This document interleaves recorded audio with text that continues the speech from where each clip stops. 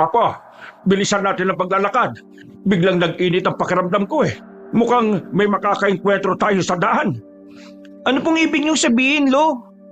Kanina, nung papunta pa lang tayo sa banyong ito, may napansin akong lalaki na nakatitig sa atin. Parang minamatyagan niya tayo eh. Wala naman po ako nakita. Saan banda po ba nakapwesto? Sigurado ka bang hindi mo nakita? Kung ganon, hindi siya isang ordinaryong lalaki.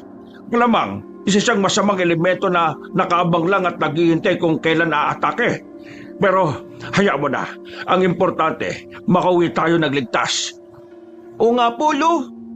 Pinagpalang araw po sa inyo, Kabanong, pati na rin sa mga masusugid niyong tagapakinig. Tawagin niyo na lang ako sa palayaw na Gael. Itong gusto kong ibahagi sa inyo ay naging karanasan po namin ni Lolo Rustico nung nauuso pa ang mga kababalaghan sa mga probinsya at sa iba pang liblib na lugar. Noong mga panahong ito, bata pa lang po ako at kaunti pa lang ang kaalaman sa panggagamot. Si Lolo naman, kilala na siya bilang albularyo sa amin dahil nagmula talaga siya sa angka ng mga albularyo at manunugis. Kabanong, mga kabangers at mga kayanggaw, ito ang aking kwento. Pero bago tayo magsimula, kung maaari sana'y pindutin niyo muna ang subscribe button kung bago pa lang kayo sa channel nating ito. Mag-subscribe na rin po kayo sa iba pa natin mga channel na ang Pamela Clamil at Kabanong version 2.0. Kung wala po sa nabanggit ko ang pangalan ng channel at hindi po ang picture ko ang nakalagay sa profile pic, hindi po natin channel yon. Huwag po nating suportahan. Huwag po tayong mag-subscribe o i-unsubscribe po natin kung nakasubscribe na po tayo. Nagnanakaw po yon ng ating mga videos. Naglalambing po ko sa inyo na ang suportahan lang natin ay yung mga channel na nabanggit. Mag-iwan na rin kayo ng comment at pindutin na rin ang like button. Napakalaking tulong po sa ating channel ang gagawin niyong pong ito. Isang malaking suporta po yun sa ating channel na labis ko pong ipagpapasalamat. At ngayon, sa ating pagpapatuloy. Kung hindi lang sana ako kinausap ng kaibigan ko hindi tayo aabutin ng gabi. Pahamak talaga yun hindi na bale. Bilisan na lang natin ang paglalakad. Sige po, Lolo Rustico. Kaso, medyo gutom na rin po kasi ako Sige lang. May kanin naman tayo at ulam sa bahay Pagdating natin doon, kakain kaagad tayo. Pero teka, huminto muna tayo. Bakit po, Lo? Ano po bang problema? May nararamdaman po ba kayong kakaiba? Hindi ko na sana papansinin ito pero ngayon, parang mas naging malakas yung enerhiyang nakasunod sa atin. Ano pong ibig niyong sabihin, Lo? Gaya ng nabanggit ko, may nakabuntot sa atin. Kung hindi ako nagkakamali mga aswang yon. Nayanggaw kasi yung huli nating ginamot Sigurado ako na gagantiyan sa atin. Ano pong dapat nating gawin, Lo? Ihanda mo sarili mo. Magpatuloy tayo sa paglalakad at huwag tayo magpapahalatang alam na natin ang presensya nila. Sige po, Lolo Rustico. Nagpatuloy kami ni Lolo Rustico sa paglalakad hanggang sa makarating kami sa bahagi kung saan merong mga talahib. Dahil takot naman daw sa ganoong damo ang mga aswang. Naging kampante akong walang nilalang na susugod sa amin. Subalit, nang makalagpas na kami sa bahaging yon, nagsimula na kami makaramdam ng kakaiba. Kinumpirma ni Lolo na meron ngang nakabuntot sa amin. Pero hindi naman yon nagpapakita. Kung sino man ang aswang na yun siguradong naduduwag siya. Sa bagay, pati nga yung isang bata nagawa pa niyang yang gawin. Oo nga po, Lo. Alam po kasi siguro niya na medyo alanganin siya kapag matanda ang mga binibiktima niya. Baka po kung magawa pa nilang makapanlaban Tama ka, Gael. Huwag lang talagang magkamali ang aswang na yan na humarang sa atin. Sisiguraduhin ko na matatapos ang buhay niya ngayong gabi. Lo, may nakikita po kasi hindi kalayuan. Sa palagay ko po, mga matang mga yan Ang akala ko po, nakabuntot sila sa atin. Ayun po may mga nagbabagang mata sa unahan, Lo. Sila siguro yung nararamdaman ko kanina pa. Sige, hawakan mo itong itak ko. Ako naman gagamitin ko itong buntot ng pagi. Tingnan na lang natin kung hindi pa sila susuko sa atin. Akin na po, Lo. Maraming salamat po. O sige na, magpatuloy na tayo sa paglalakad. Kailangan huwag ka magpakita ng takot mo sa kanila, ha? Diyan sila kumukuha ng lakas nila eh. Susunod po, Lolo Rustico. Huwag po kayo mag-alala. Kahit po na bata lang ako, hindi naman po ako natatakot sa kanila eh. Mana po yata ako sa inyo. Alam nga namang magmana ka riyan sa aswang na yan. Hindi ako papayag, ano? Lolo, papalapit na po sila sa atin. Susugurin na po nila tayo. Apo, dito ka sa likuran ko. Ako nang bahalang humarap sa kanila. Maging alerto ka lang at baka may iba pa silang kasama. Sige po, Lolo Rustico. Sinunod ko ang sinabi ni Lolo Rustico. Saktong pagkapwesto ko sa likuran niya, nakalapit na sa amin ang dalawang aswang. Agad na umatake ang dalawa kay Lolo at pinagtulungan nila siya. Ako naman nakahawak lang sa ita ko habang nakikiramdam sa paligid. Walang ano-ano, may mga nilalang na lumapit sa akin mula sa likuran. Sinubukan kong labanan sila gamit ang hawak kong itak. Pero dahil bata lang ako, wala akong nagawa. Kalaunan, nagawa nila akong mahuli at maagaw ang hawak kong itak. Pakawalan niyo ako! Lo! Inuli nila ako! Huwag ka nang makulit pa, bata. Baka igilit ko pa sa leeg mo yung hawak mong itak. Sige ka! Isang hiwa lang yung lalamunan mo. Pakawalan mo si Gael. Ano ba talaga ang kailangan niyo sa amin? Bakit niyo kami hinanang at tinatake? Mga kasama, huliin na rin ang matandang yan. Huwag ka nang pumalagpa, Rustico. Baka itong apo mo ang pagbalingan namin. Hala, sige na. Dakpin yan. Sino ka? Bakit mo ako kilala? Ano pa kayo sa amin, ha? May gusto lang akong ibalita sa iyo. Isang napakagandang balita. Ano yan? Sabihin ninyo at makawalan nyo kami. Kung hindi, sisiguraduhin ko magsisisi kayo. Ang mga natitira nyong kapamilya sa Iloilo, ubos na. Ginawa silang hapunan ng mga aswang. Ha? Anong sinabi mo? Hindi kita lubos na maintindihan, aswang. Patay na ang lahat ng mga kapamilya mo ron. Ilang linggo na rin ang lumipas. At nandito kami para kunin kayo. Iharap namin kayo sa pinuno namin. May kapamilya kami ron. Pero ano naman ang kinalaman nila sa mga aswang? Namumuhay sila ng tahimik doon ah. Kung sino man yung pinuno ninyo, magbabayad siya sa ginawa niya. Anong kinalaman? Bakit? Itatanggi mo pa ba na pamilya kayo ng mga albularyo at manunugis ng aswang? Hindi na mabilang ang mga aswang na napatay ninyo. At gumanti lang kami. Dapat lang sa kanila yon. Napatay na ninyong ibang kadugo ko. Ngayon, ano pa ang kailangan nyo sa amin? Hindi na nga kami nagagawi ron ah. Hindi buo ang paghihiganti namin. Hanggat may natitira pa sa angkan ng mga manunugis. At kayo yon ng apo mo. Kung gusto nyo akong patayin, ako na lang. Basta huwag nyo idadamay si Gael. At sino ka para diktahan kami? Iisa lang ang pinuno namin. At hindi kami susunod sa'yo. Sinubukan pang manlaban ni Lolo sa mga aswang gamit ang buntot ng pagi. Pero pinalo lang siya ng mga yun sa batok. Agad na nabuwal si Lolo. At nang susubukan ko na rin sanang pumalag, may kung anong ibinulong at inihip sa akin ng aswang na nakausap ni Lolo Rustico. Nawalan ako ng malay. At hindi ko na alam kung ano ang sumunod na nangyari. Nagising na lang ako ng umaga na at nasa loob na ng gubat. Nang makita ko si Lolo na nakahandusay sa lilim ng isang puno, patakbo kong lumapit sa kanya. Lolo, gumising na po kayo. Nasa loob po tayo ng gubat. Hindi po ito pamilyar sa akin, Lo. Apo, buti't walang masamang nangyari sa'yo. Ang mga hayop na aswang na yon, ang hindi ko lang lubos maintindihan, bakit kailangan pa nila tayong dalhin dito? Nasa na po ba tayo, Lo? Saka wala naman po mga aswang na dumukot sa atin, ah. Malamang, bahagi na ito ng Iloilo. Ang mga hinayupak na yon. Magpasalamat lang sila at nasukol nila kagad ako. Kung hindi, baka dila lang nila ang walang latay. Teka, nasa na ba yung buntot ng pagi ko? Hindi ko po alam, Lo. Hindi ko na nga rin po alam kung nasa ng itak eh. Baka itinapon nila yung bago nila tayo dalhin dito. Kinakailangan nating makalis sa gubat na ito. May araw pa naman at ligtas tayo mula sa mga aswang na yan. Isa naman po tayo pupunta, Lo? Hindi ko pa alam. Basta kailangan natin makalis dito. Malakas ang masamang enerhiya sa loob ng gubat na ito. At malamang dito sila nagkukuta.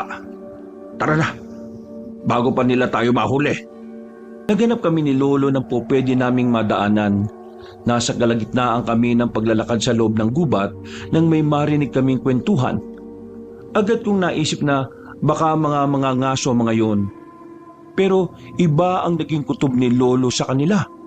Dahil doon, nagpasya kaming hanapin ng mga taong nag-iingay para alamin kung kalaban ba sila o hindi. Lolo, mga sibat po ang dala nila. Baka po mga katutubo silang nakatira malapit dito. Kung ganoon, sige. Susundan natin sila para makalabas tayo sa gubat na ito. Huwag lang tayo magpapahalata. Katulad nga ng sabi ko, hindi natin alam kung kaaway ba sila o kakampi. Sige po, ayun, palabas na po sila ng gubat. Halika na po, papalayo na sila sa atin. Sige po, Lolo. Teka, hindi po ba tayo maghahanap ng pwedeng panlaban sa mga aswang? Wag na. May araw naman ngayon eh. Hindi mangangahas sa mga aswang na umatake sa atin. Ang mas mabuting gawin natin, bilisan natin ang pagkilos para makalabas na dito. Ipinagpatuloy namin ang pagsunod sa dinaanan ng mga taong pumasok sa gubat. Nasa kalagitnaan kami ng paglalakad ni Lolo Rustico nang makalanghap kami ng amoy na parang putik. Iginala ko ang paningin ko para alamin kung may ibang taong naroon. Pero wala naman akong nakita. Agad ko nang sinabi yung kay Lolo kaya nakiramdam na rin siya sa paligid. Malamang mga elementong nakamasid sa atin. Huwag ka magtuturo na kung saan ha. Huwag ka ring lalayo sa akin at baka hablutin ka nila. Sige po, Lo. Teka, nawala na po ang mga taong sinusundan natin. Saan kaya sila nagpunta? Baka po pinaglaruan lang tayo ng mga engkanto Hindi na malaga kung pinaglaruan tayo o hindi, Apo. Doon sila sa bahaging yon dumaan. Halika, tingnan natin kung merong daan doon papunta sa pinakamalapit na badyo rito. Kayo po ang bahala, Lo. Sige po. Malakas ang kutob kong mga totoong tao sila eh. Kung mga engkanto kasi sana, may naramdaman ako pero wala eh. Nakaramdam lang ako ng kakaiba nang magsimulang sumabog ang amoy ng putik sa paligid. Paano po yan, Lo? Kahit nga po ganitong oras, pinaglalaroan pa rin tayo ng mga elemento eh. Mga albularyo pa naman tayo, pero wala tayong magawa sa kanila. Huwag ka mawala ng pag-asa. Alam ko na. Subukan natin baliktarin yung damit natin. Kung hindi gumana ang orasyon, baka ang pagbabaliktad ng damit natin ay gagana. Sige po, sandalit gagawin ko po yun ngayon. Ako rin na po. Tingnan natin kung ano ang susunod na mangyayari. Ito po, nagawa ko na pong baliktarin yung damit ko, Lo. Teka, mukhang naging iba ang paligid natin Oo nga, Apo. Parang malapit ng dumilim Bakit kaya kay bilis ng takbo ng oras? Kung gano'n totoo ang pinaglalaroan tayo ng mga engkanto. Kung bumalik na po sa normal ang lahat at hindi na po tumatalabang kung ano mang ginawa nila, ibig pong sabihin, makakalabas na tayo dito, Lo. Tama ka, Apo. Pero kailangan lang natin bilisan. Baka muling bumalik ang mga aswang na yun Oo nga po. Baka po kasi bihagin po nila ulit tayo. Kung ako lang sana ayos lang na bihagin nila. Pero kasama ka Hindi ako papayag na may masamang mangyari sa iyo. Noon din, nagmadali kami ni Lolo sa paglalakad. Tinahak namin ang daang binabaybay ng mga taong nakita namin. Nasa kalagitnaan na kami ng paglalakad nang may makita kaming usok sa hindi kalayuan. Nagkaroon ako ng pag-asa na mayroong bahay roon. Kaya agad kong binanggit yung kay Lolo. Hala, bilisan natin ang paglalakad. Humingi tayo ng tulong sa kung sino man na nandyan. Baka sila pa makapagturo sa atin para makaalis na tayo rito. Sandali lang po, Lo. Hindi ba't inubusan ng mga aswang iba nating kapamilya? Saan po ba sila nakatira? Malayo po ba dito? Oo, Apo. Malayo pa siguro sa gubat na ito. Hindi rin kasi pamilyar sa akin ang lugar na ito Do, may nakita kong alin na lumabas sa bahay niya. Subukan po natin magtanong sa kanya at tumingi ng tulong. O sige, tayo na. Lapitan natin siya at usisain patungkol sa lugar na ito. Kailangan makaalis tayo rito at makabalik sa barong kinalakihan ko. Sige po, Lo. Tayo na po. Pagkalapit namin sa babae, nakita ko ang gulat sa kanya muka. Napansin kong medyo kinilabutan siya pero nawala rin yon nang magsimula ng makipag-usap sa kanya si Lolo Rustico. Nagtanong kami tungkol sa lugar na yon at nalaman namin na nasa Iloilo na nga kami. Inusisa pa niya kami kung bakit kami napadpad sa malawak na gubat na yon. Kaya inilahad namin sa kanya ang buong pangyayari. Talaga hong napakawalang hiyan ng mga aswang na yan. Lalo na yung si Gerardo. Siya ang pinakagalamay ng pinuno nila eh. Halos lahat ginagawa lang para bumango ang pangalan niya. Baka nga siya rin ang namuno sa pagdukot sa amin ng apo ko eh. Teka, may malapit na bananayon rito. Baka kasi meron kaming mahinga ng tulong doon. Ngayong nandito na kami sa probinsyang ito, gusto ko sana pumunta sa baryo namin eh. Oo, meron ng nayong malapit dito. Pero kung ako sa inyo, wag na kayong pumunta doon. Bakit naman po, Aling Katarina? Pugad na mga aswang ang baryong kasunod nitong gubat. Paggabi na, mas mabuti kung mananatili na muna kayo rito. Bakit? Pwede bang dito na muna kami magpalipas ng gabi? Gutom na rin kasi kami, tsaka nauuhaw tong apo ko eh. Abay, oo naman. Pwede. Bukas, kapag may araw na, ako na mismo maghahatid sa inyo hanggang sa kabilang baryo. Wala kasi akong tiwala sa pinakamalapit na baryo rito eh. O siya, sige. Maraming salamat, Katarina. Walang anuman, Tio Rustico. Basta, huwag kayong maiiya sa akin ha. Halina kayo sa loob. Pagpasensya na lang din ninyo itong bahay ko. Ayos lang po yan, Aling Katarina. Hindi naman po importante kung gaano kalaki ang bahay eh. Tama ka po. Ang importante ang ugali ng nakatira sa nasabing bahay. Pumasok kami sa bahay ni Aling Katarina.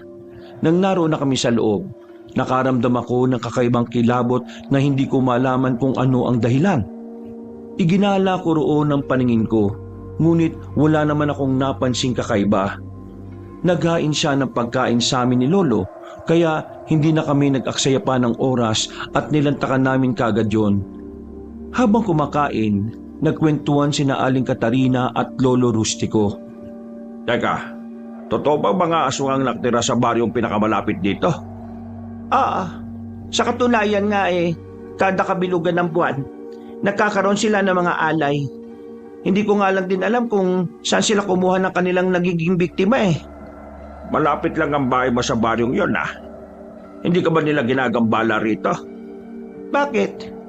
May makukuha ba sila sa akin? Wala naman ho. Saka kung susubukan naman nila, hindi ako mag-aatubiling lumaban sa kanila. Saka isang bagay pa ho pala. May mga pangontra kaming nakalibing sa bakuran ko. Kaya alam kong hindi makakapasok ang mga ganoong nilalang dito. Mabuti naman kung ganon. Alam kong ligtas dito ang apo ko. Kung ako lang sana makakaya ko silang labanan eh. Kaso alam ko na madadamay si Gael. Bakit ho ba nila kayo dinukot? Ano ho ba ang pakay nila sa inyo? Yan nga ang hindi ko klaro. Basta ang alam ko, pinatay nila ang lahat ng mga kadugo namin. Gusto nilang wala nang sagabal sa mga gawain nila. Kadugo nyo? Bakit ho? Angkan kami ng albularyong manunugis. Sa dami ng mga nakalaban namin, hindi ko na alam kung sino ang posibleng gumawa nito sa amin. Hindi ho pala kayo basta-basta, Tio Rustico. Baka naman kung sukdulan na ang galit nila sa inyong pamilya. Teka, ang alam ko, konektado si Gerardo sa mga engkantong aswang. Ang aswang na yun ang pinagsisilbihan niya. Kung ganon, baka mga engkantong aswang ang nagpadukot sa amin. Ano naman kaya ang mapapala nila sa amin? Wala naman ah. Pero malas lang nilang ibinalik nila kami rito. Bago kami aalis sa lugar na ito, titiyakin kong mauubos sila. Nakita kong namulagat ang mga mata ni Aling Katarina. Napansin ko ring hindi siya komportable sa mga sinabi ni Lolo. Kaya sinubukan niyang ibahin ang usapan hanggang sa tuluyan na kami makatapos sa pagkain. Magpapaalam sana ako para magpahangin sa labas, pero pinigilan ako ni Aling Katarina at sinabing napakadelikado raw. Dahil doon, nagpasya na lang akong tumambay sa tabi nila para makinig sa kanilang usapan. Nasa ganong kalagayan kami nang may maamoy akong pamilyar sa akin.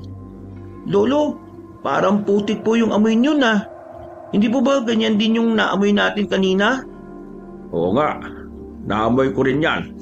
Katarina, ano bang amoy na yan? Kung hindi ako nagkakamali, mga engkantong lupa yan ah. Tama ho kayo. Pero hindi lang sila basta mga engkanto. Mga aswang sila na kung tawagin ay agkuraw. Mga engkantong aswang na kumakain ng kapwa engkanto at tao. Aba, ang ganon bakit sila umaaligid dito? Teka, sigurado ka bang ligtas kami dito? Baka naman ligid sa kaalaman namin ipinapain mo na pala kami sa kanila ah. Abay hindi ho. Hindi ko alam kung bakit sila nandito. Pero huwag kayong mag-alala. Hindi naman sila makakapasok dito hanggat walang permiso mula sa akin. Siguraduhin mo lang. Ang ayoko sa lahat yung tinatraidor ako. Hindi mo alam ang mga kaya kong gawin. Aha, hindi ko naman ho kayo tinatraidor Basta kumalma lang ho kayo. Baka kung rumoronda lang naman ang mga yan maya-maya aalis din naman sila. Napatitig na lang ako kay Lolo nang makita kong napakuyom siya sa kanyang kamay. Dulot ng kuryosidad ko, sumilip ako sa pintuan. Nakiramdam ako sa paligid hanggang sa may naaninag akong gumagalaw sa hindi kalayuan. Agad kong naisip na baka yun na ang engkantong aswang. Kaya sinabi ko yung kina Lolo. Gael, umalis ka dyan. Baka makita nila mga mata mo. Kapag natanda nila mga mata mo, susundan ka nila kahit saan ka magpunta. Baka matuntun din nila kayo rito. Sige na po, sundin mo si Katarina. Baka maamoy nila tayo. Matalas ang pandaman nila at pangamoy. Sige po, Lolo Rustico. Ay, ayun po Nakalayo na sila. Ay, salamat naman at hindi sila nakalapit ng husto dito. Hindi ka rin nila napansin, Gael. Sana naman totoong ligtas na tayo. Apo, sige na. Mas mabuting magpahinga ka na. At maaga pa tayo bukas. Sige po, Lo. Mukhang inaantok na rin po kasi ako Sandali lang, iho. Tio Rustico, kukuha lang ako ng banig sa kaunan ninyo. Ikaw ho, mas mabuting matulog ka na rin. Ako nang bahala magbantay sa paligid natin. Gigisingin ko kayo kagad kung may mga umaalikid na naman dito. Mas mabuti pa nga, Katarina. Pasensya ka na sa mga nasabi ko ha. Nag-alala lang kasi ako para sa kaligtasan ng apo ko Huwag kayo mag-alala. Nandito ho kayo. Naiintindihan ko ho kayo. Na mga panahong yon, nagkasundo kami ni Lolo na matulog na lang muna. Nagpaalam naman si Aling Katarina sa amin na lalabas muna siya para gumawa ng siga. Nung wala na ang Ali, suminya sa akin si Lolo na huwag na munang matulog at makiramdam na lang kami sa paligid. Sumang-ayon ako sa gusto niya. At nang masiguro naming wala na si Aling Katarina, huwag tayo masyado magtiwala sa aling yon. Hindi maganda ang kutob ko Anumang oras, posible niya tayong traidorin. Papakiramdaman ko. May kung ano siyang binabalak ano po kaya kung umalis na lang tayo dito sa bahay niya, Lolo? Hindi pwede, Apo. Mamaya baka may nakaabang ng mga aswang sa atin Gabi na at mas malakas sila kapag ganitong oras. Ano pong dapat nating gawin? Mas mabuti siguro kung magsalitan tayo ng pagbabantay. Hindi po pwedeng hayaan na lang natin ang galaw nila. Sige na, matulog ka na lang muna at ako na magbabantay. Sige po, ilang oras lang po ang pag-idlip ko para makapagpahinga rin po kayo, Lo. Sige, Apo. Kung sakali ba na may hindi maganda magyari, talagang kailangan nating umalis. Gigisingin na lang kita. Sige po, Lo. sinubukan kong matulog noon, subalit dahil sa tensyon na naramdaman ko, nawala na ang antok ko. Kahit na nakapikit man ang mga mata ko, nakiramdam pa rin ako sa paligid. Makalipas ang ilang sandali, Nakarinig ako ng yabag ng paa na papasok sa bahay ni Aling Katarina. Alam kong siya yon, kaya mas tinalasan ko ang pandinig ko. Nakalayo na ho sila, Tio Rustico.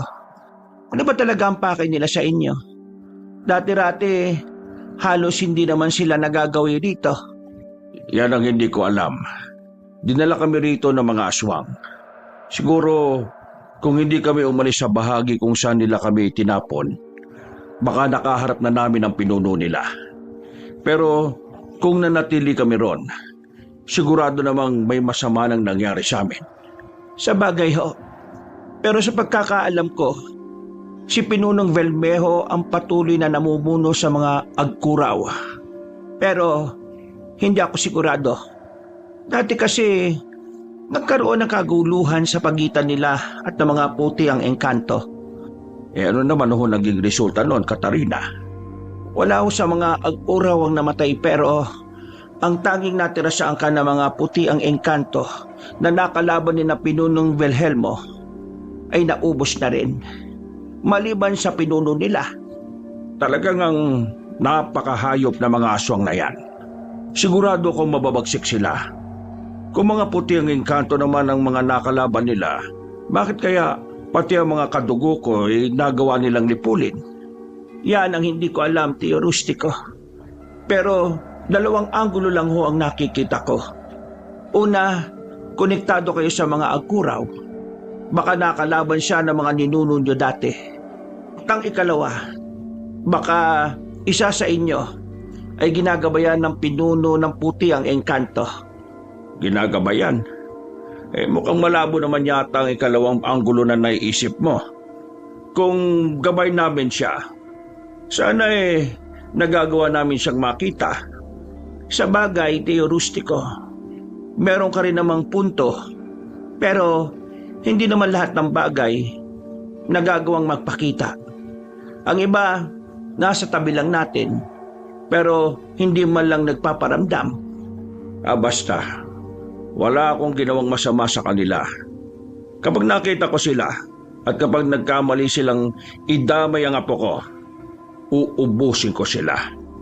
Kung di man sila nagawang tudasin ng mga puti ang engkanto, ako ang lilipol sa lahi nila. Hindi na nakasagot si Aling Katarina, kabanong. Iniba niya ang usapan ni na Lolo Rustico hanggang sa nagpaalam siyang matutulog na. Napabuntong hininga na lamang si Lolo noon. At naramdaman kong nahiga siya sa tabi ko. Makalipas ang ilang sandali, narinig ko ang paghilik ni Aling Katarina. Kaya bagya kong naimulat ang mga mata ko. Nagulat na lang ako nang makita ko nakatitig na pala si Lolo Rustico sa akin. Nasabi ko na nga ba't gising ka Nakikinig ka sa usapan namin ni Katarina, no? Bakit hindi ka pa rin natutulog? Ha, po? Sige na, matulog ka na lang at ako na ang bahalang magbantay hanggang mag-umaga. Paano naman po kayo, Lo? Baka po antukin kayo. Kailangan din po ninyong matulog. Mamaya na po.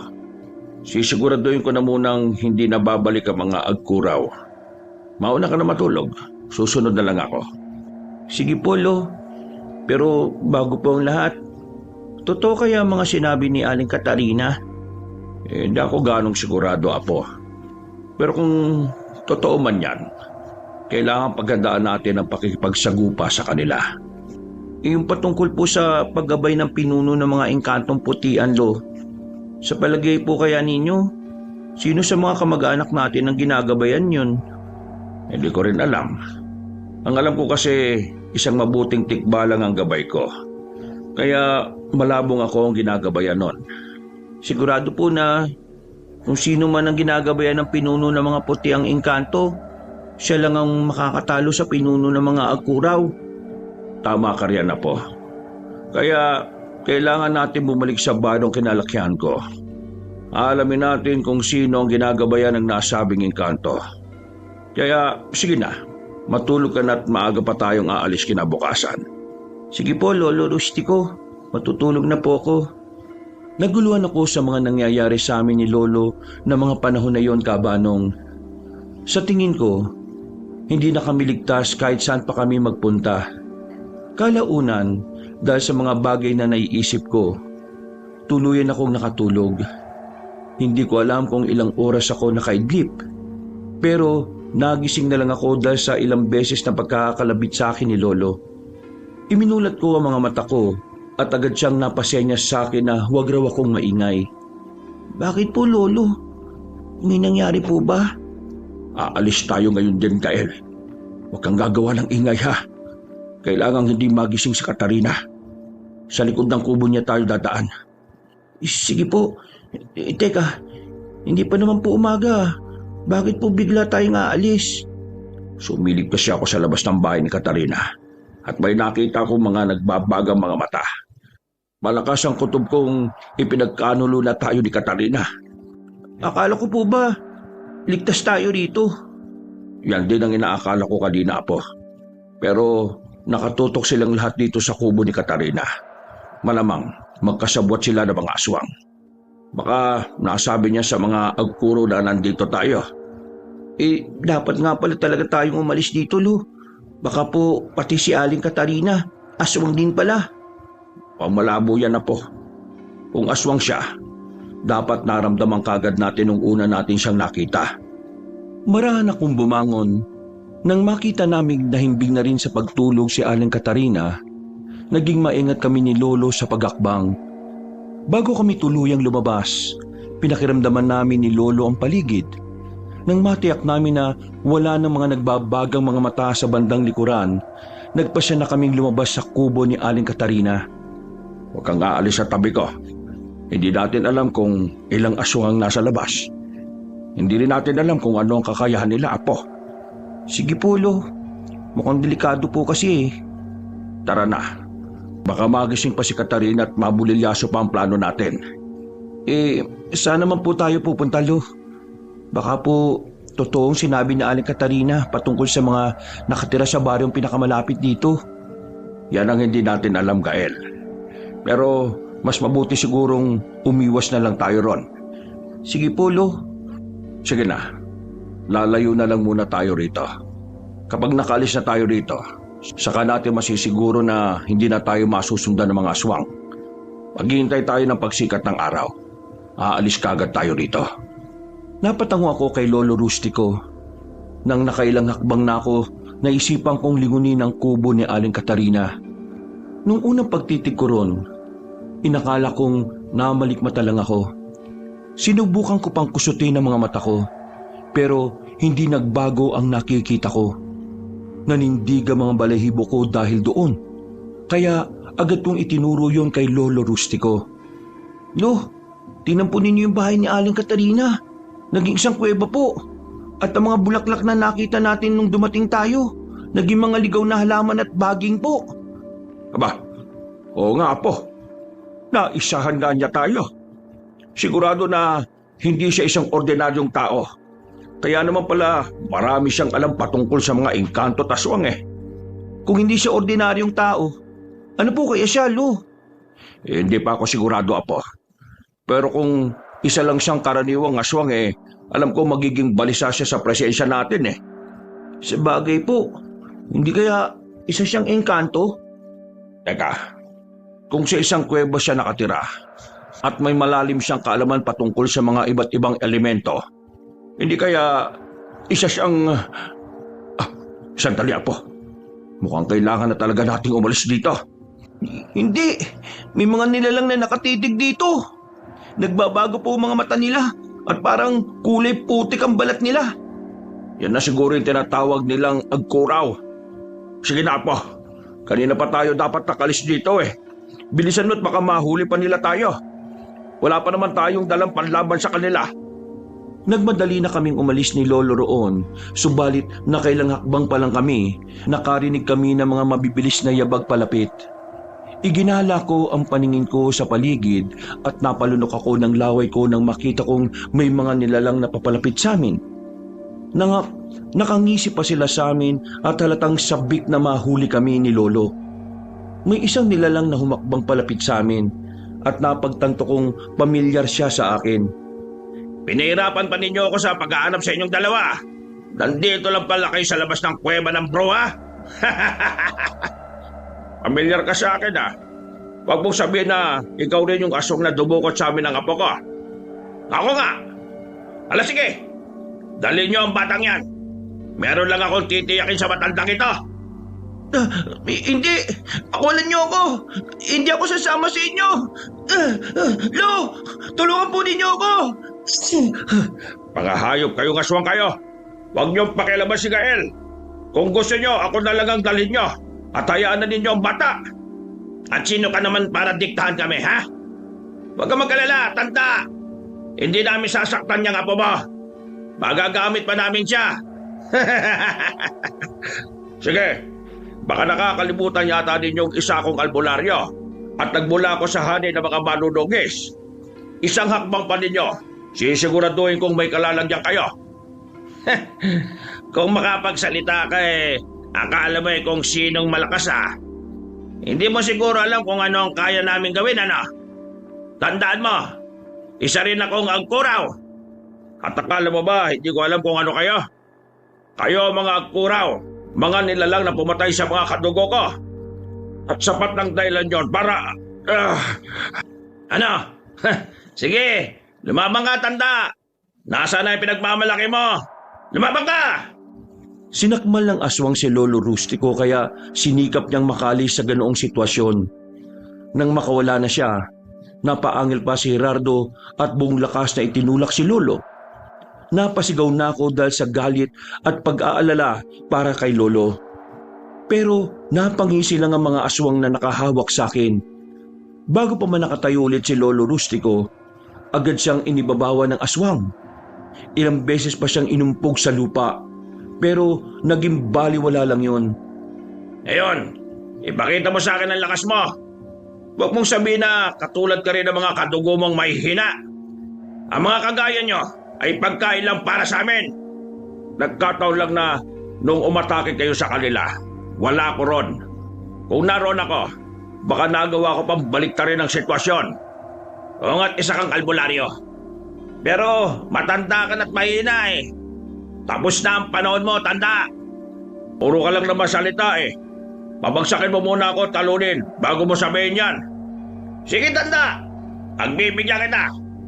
Pero hindi pa kita pwedeng patayin. Kailangan ka pa ni Pinunong Belhelma. Sige, para makaharap ko siya at masigil sa mga inutang niyang buhay.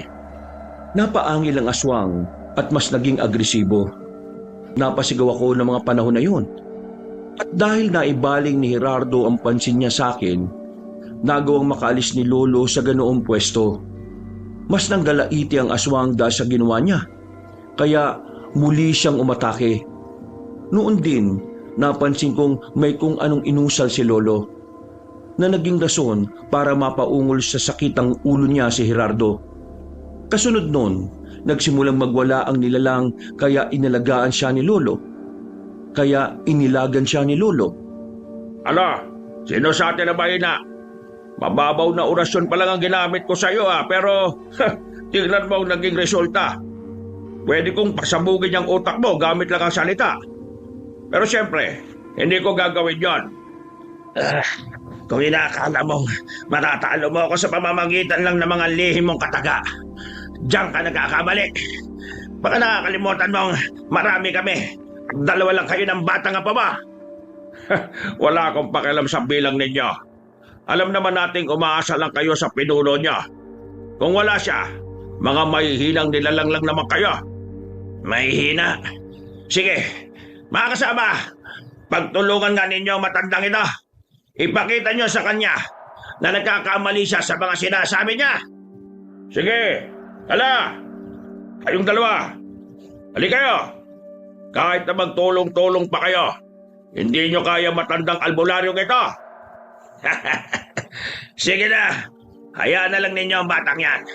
Wala naman siyang magagawa Itong matanda ang pagtuunan nyo ng pansin. Huwag lang natin siyang papatayin dahil tayong malalagot kay Pinuna. Aba, sige na, tumakas ka na rito. Tumakbo ka na't susunod na lang ako sa iyo. Hindi po, Lo. Tutulungan kita at sabay tayong aalis dito.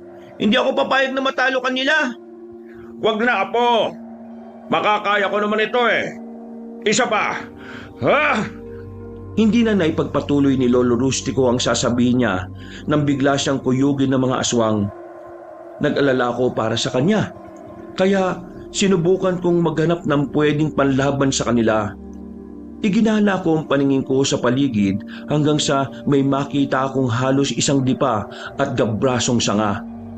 Kinuha ko yon at binalak ko sanang ibigay kay Lolo. Nakita ko ni Gerardo kaya napaangil siya. Nang akmang susugurin sana niya ako, may isang babaeng lumabas sa kuweba at mabilis na sumugod sa pwesto namin. Tahimik ang buhay ko rito. Pero anong ginawa ninyo? Nanggugulo kayo? Ikaw pala, Katarina. Nandito lang naman kami para kunin ng maglolong ito. Huwag ka na makisali, bro, ha? Dumikit ka lang ng konti sa pinuno ninyo. Akala mo kung sino ka na? Sa bagay, tama nga naman sila. Ang langaw kapag nakatuntong sa sungay ng kalabaw. Aakalain na nila sa sarili nila na mas mataas pa sila sa kalabaw. Pabayaan mo na kami. Kukunin na namin ang dalawang ito. Sila lang ang pakay namin at wala kaming pakialam sa iyo. Pero nandito kayo sa poder ko.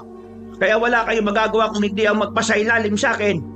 Umuwi na kayo at sabihin nyo sa pinuno ninyo na ako ang naunang makakuha sa maglolong yan. Kami ang nagpakahirap sa pagtukot sa kanila para dalhin dito. Huwag kang maging hangal, Katarina. Wala ka ng galang sa akin, Gerardo. Talagang ang sinakop na ni Wilhelmo ang utak mo. Kahit sino, pwede kong igalang at hindi. Kaya ikaw, matuto kang lumugar para igalang ka. Huwag mo nang kampihan na maglolo. Alam ko naman na meron kang plano sa kanila eh. Anong ibig mo sabihin, Gerardo? Katarina, anong plano pinagsasasabi niya? Huwag niyo na ho siyang pakinggan. Isa siyang aswang at galamay siya ni Wilhelma. Kung makapagsalita ka, akala mo eh... Hindi na ipagpatuloy ni Gerardo ang gusto niyang sabihin nang biglang lumapit sa kanya si Aling Katarina. Gamit ang isang kamay, sinakal niya ang aswang at walang kahirap-hirap na inangat yon sa lupa. Sinubukan pang magpumiglas ang nilalang, ngunit sinuntok siya ni Aling Katarina saka ibinalibag. Nakita ng ibang aswang ang ginawa ng bruha, kaya nanggalaiti sila. Pinabayaan nila si Lolo Rustico saka sabay na umatake kay Aling Katarina. Dahil doon, nagmadali akong lumapit kay Lolo para tulungan siyang makatayo. Lo, mabutit hindi ka nila ganun napuruhan. Oo nga eh. Magpasalamat lang sila at marami sila. Kung isa-isa lang sana silang umatake sa akin eh, nagawa ko silang pabagsakin. Ano nang gagawin natin ngayon? Si Aling Katarina po, isa po siyang bruha. Mukhang nasa alanganin si Katarina eh. Kung kinalaban niya si Gerardo, ibig sabihin, kakampi natin siya. Baka mali ang interpretasyon ko sa kilos niya kanina. Mamaya na tayo umalis dito. Siguraduhin na muna nating patay na ang lahat ng mga aswang na yan. Sige po, Lo. Ikaw ang bahala. Yang hawak mo, akin na. Gagamitin ko yan laban sa mga aswang. Gagantihan ko si Gerardo sa mga ginawa nila sa mga kadugo natin. Sige po. Kapag patay na mga aswang na yan, maghaharap kami ni Katarina. Malalaman din natin ang totoong pakay niya sa atin. Magsasalita pa sana ako, pero nagmadaling humakbang si Lolo palapit kina Aling Katarina. Nabahala ako sa kanila, kaya nagpasya na akong maghanap na rin ng magiging armas laban sa mga aswang. Nang may nakita kong matulis na kawayan, kinuha ko yon. Tinulungan nga ni Lolo Rustico si Aling Katarina hanggang sa nagawa na nilang matalo ang mga aswang. Sinubukan pang gumapang palayo ni Gerardo pero inapakan ni Lolo ang ulo niya. Magbabayad ka sa ginawa mo sa mga kadugo ko. Magbabayaran mo na rin ang pagdukot mo sa amin. Hindi na may mo pa pati ang apo ko, ha? Patayin na ho ninyo ang aswang na yan, Tio Rustico. Kapag nakawala pa yan, sigurado magtatawag pa siya ng iba pa niyang mga kauri. Sige, Katarina. May punto rin naman niyang sinasabi mo. Isa pa, ang mga kagaya niya ay hindi dapat na binibigyan ng pagkakataong mabuhay. Matanda ka na, pero uto-uto ka pa rin. Naniniwala ka sa pruwang yan? Baka siya pa ang maunang pumatay sa inyo kaysa sa pinunong Wilhelma. Hindi niyo ho dapat pinagkakatiwalaan ng aswang na yan. Sige na, tuluyan na ho ninyo siya. Baka dumating pa dito si Wilhelmo at tulungan pa niya ang aswang na yan. Kung ako sa iyo, tanda, hahayaan mo akong mabuhay para makatakas. Kapag namatay ako, nakatitiyak akong bibihagin kayo ng bruhang yan at gagamitin niya kayo sa pansarili niyang interes. Pansariling interes? Teka, ano ba talaga ang pakay niyo sa amin?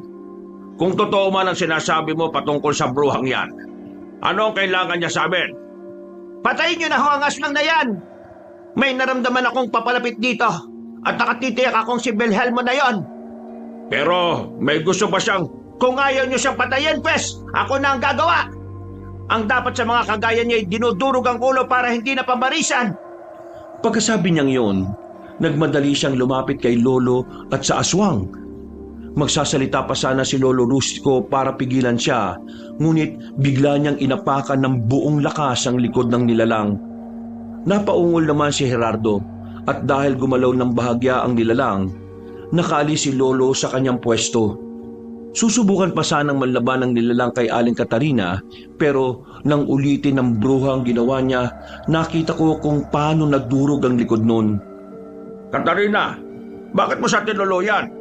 Huwag mong sabihin na ayaw mong mabulgar ka ng aswang na yan. Ginawa ko lang ho kung ano ang nararapat sa kanya. Kung hindi ko siya tinuluyan, sigurado makakasigaw pa yon at makakatawag ng kakampi niya. Pero may sinasabi siya patungkol sa iyo eh. Paano may papaliwanag yon? Ano ang totoong pakay mo sa amin? Katulad ka rin ba ni Belhelmo? Iisa lang ba ang hangarin ninyo? Hindi kami magkatulad. Oo, isa ho akong bruha pero wala akong masamang binabalak sa inyo ng apo ninyo. Gusto ko lang kayong tulungan. Dahil kapag nagtagumpay si Belhelmo sa mga gusto niya, siguradong mas magiging makapangyarihan siya. At ano naman kung ganon? Ngayon din mismo, aalis na kami rito ni Gael. Hindi namin hihintayin may gawin ka pa sa amin. Kung yan ang makakapanatag sa kalooban ninyo, sige. Pero wag na ho kayong babalik dito para humingi ng tulong. Minsan lang ako kung maging mabait sa mga tao. Kaya wag nyo nang sayangin. Mas mabuti nang sayangin ko yan. Kaysa naman biglang magbago ang ihip ng hangin at bumaliktad ka sa amin. Kilala mo si Belhelmo. At hindi malabong may koneksyon kayong dalawa. Maliho ang mga kutob ninyo, Tio Rustico. Kung ano man ang iniisip nyo, wag na ninyong pairalin yan. Hala, sige na. Umalis na kayo dito. Dahil maya-maya lang, siguradong may mga aswang nang darating dito. Sige. Salamat na lang sa naging tulong mo sa amin. Huwag na lang sana tayo magkatagpo uli. At huwag kang gagawa ng masama sa amin. Kakalimutan kong minsan naging mabait ka sa amin. Napatitig sa akin ang bruha at nakaramdam ako ng kilabot nang makita ang nagbabaga niya mga mata. Noon din, umalis si Lolo sa tabi niya saka lumapit sa akin. Niyaya niya akong umalis na sa lugar na yon at puntahan ang dati niyang baryo. Akmang aalis na sana kami ni Lolo nang bigla kami makarinig ng pag-angil. Sinipat namin yon at napalunok ako ng laway nang makita ang isang matipunong aswang na katulad ng anyo ni Gerardo. Apo, malakas ang enerhiya niya. Nakikita ko rin ang maitim niyang aura. Kung hindi ako nagkakamali, siya ang pinuno ng mga angkuraw. Si Pinunong Belhelmo. Ano pong gagawin natin, Lo? Baka po makita niya tayo at pigilan sa pag-alis. Kumalma ka lang. Maghintay tayo sa susunod na mangyayari. Papalapit siya kay Katarina at mukhang galit siya. Oo nga po, Lo. Sige po, mas mabuti po siguro kung magtatago na muna tayo at nang... Apo, papasugod sa atin ng aswang. Ako nang bala sa kanya. Dito natin malalaman kung kakampi ba talaga natin si Katarina o hindi. Lo, baka po anong gawin niya sa atin? Sigurado po na papatayin din niya tayo. Saan kayo pupunta? Akala ba ninyo makakatakas kayo sa akin? Hindi! Ano ba kailangan mo sa amin, ha? Bakit mo kami pinadukot? Simple lang naman. Gusto ko lang malaman kung sino sa inyo ang ginagabayan ng pinuno ng mga puti ang engkanto. At bakit? Para no? Gagamitin nyo para sa pansarili nyong interes? Gusto ko malaman mo, ni wala ni isa sa amin ng apo ko ang ginagabayan nun. Malalaman naman natin agad yan kapag nalagay sa alanganin ang buhay nyong dalawa. Napangisi si Pinunong Belhelmo sa amin ni Lolo. Nakita kong naghahanda na si Aling Katarina kaya nakampante ako. Mabilis na lumapit ang nasabing aswang sa amin. At nang akmang susunggaban sana niya si Lolo, pasugod na lumundag ang bruha patungo sa kanya. Pareho silang nabuwal, kaya nagkaroon kami ng pagkakataon ni Lolo na makaatras ng ilang hakbang. Huwag mong pakailaman ang maglolo. Habang nandito sila sa poder ko, hindi mo sila maaaring kunin. At sino ka naman para pigilan ako? Isa ka lang naman bruha, samantalang ako ang pinuno ng mga agkuraw. Wala akong pakialam kung sino ka man. Basta, lubayan mo sila at ako nang bahala sa kanila. Hindi ko papayagan na saktan mo sila at gamitin ang pansarili mong interes. Nakakatawa ka, Katarina. Ano naman ang gagawin mo sa dalawang yan? Gagawin mong bihag? At pagkatapos ano? Gagawin mong pagkain pagdating ng araw? Hindi mangyayari ang iniisip mo. Alam mo kahit kailan, hindi ako kumakain ng karne ng tao. Hindi katulad yung agkoraw. Hindi na kayo nakontento sa mga engkanto. Pati mga tao ay binibiktima pa ninyo. Diyan kami mas nagiging malakas. At sino ka naman para sitayin ako, ha? Ako si Katarina. Alam mo rin kung sino ako at kung ano talaga ako. Sige, kung gusto mo talagang makuha ang maglolong yan, siguraduhin mo munang matatalo mo ako. Matatalo ka? Payag ako niyan. Pero sa oras na matalo kita, kakainin ko rin ang laman loob mo. At natitiyak kong may higop ko ang lakas mo. Huwag kang magsalita na parang kasing lakas mo na ang manlilikha. Kaya kitang talunin kahit na nakapikit ako. Tingnan lang natin. Pagkatapos ng laban natin, makukuha ko ang maglolo.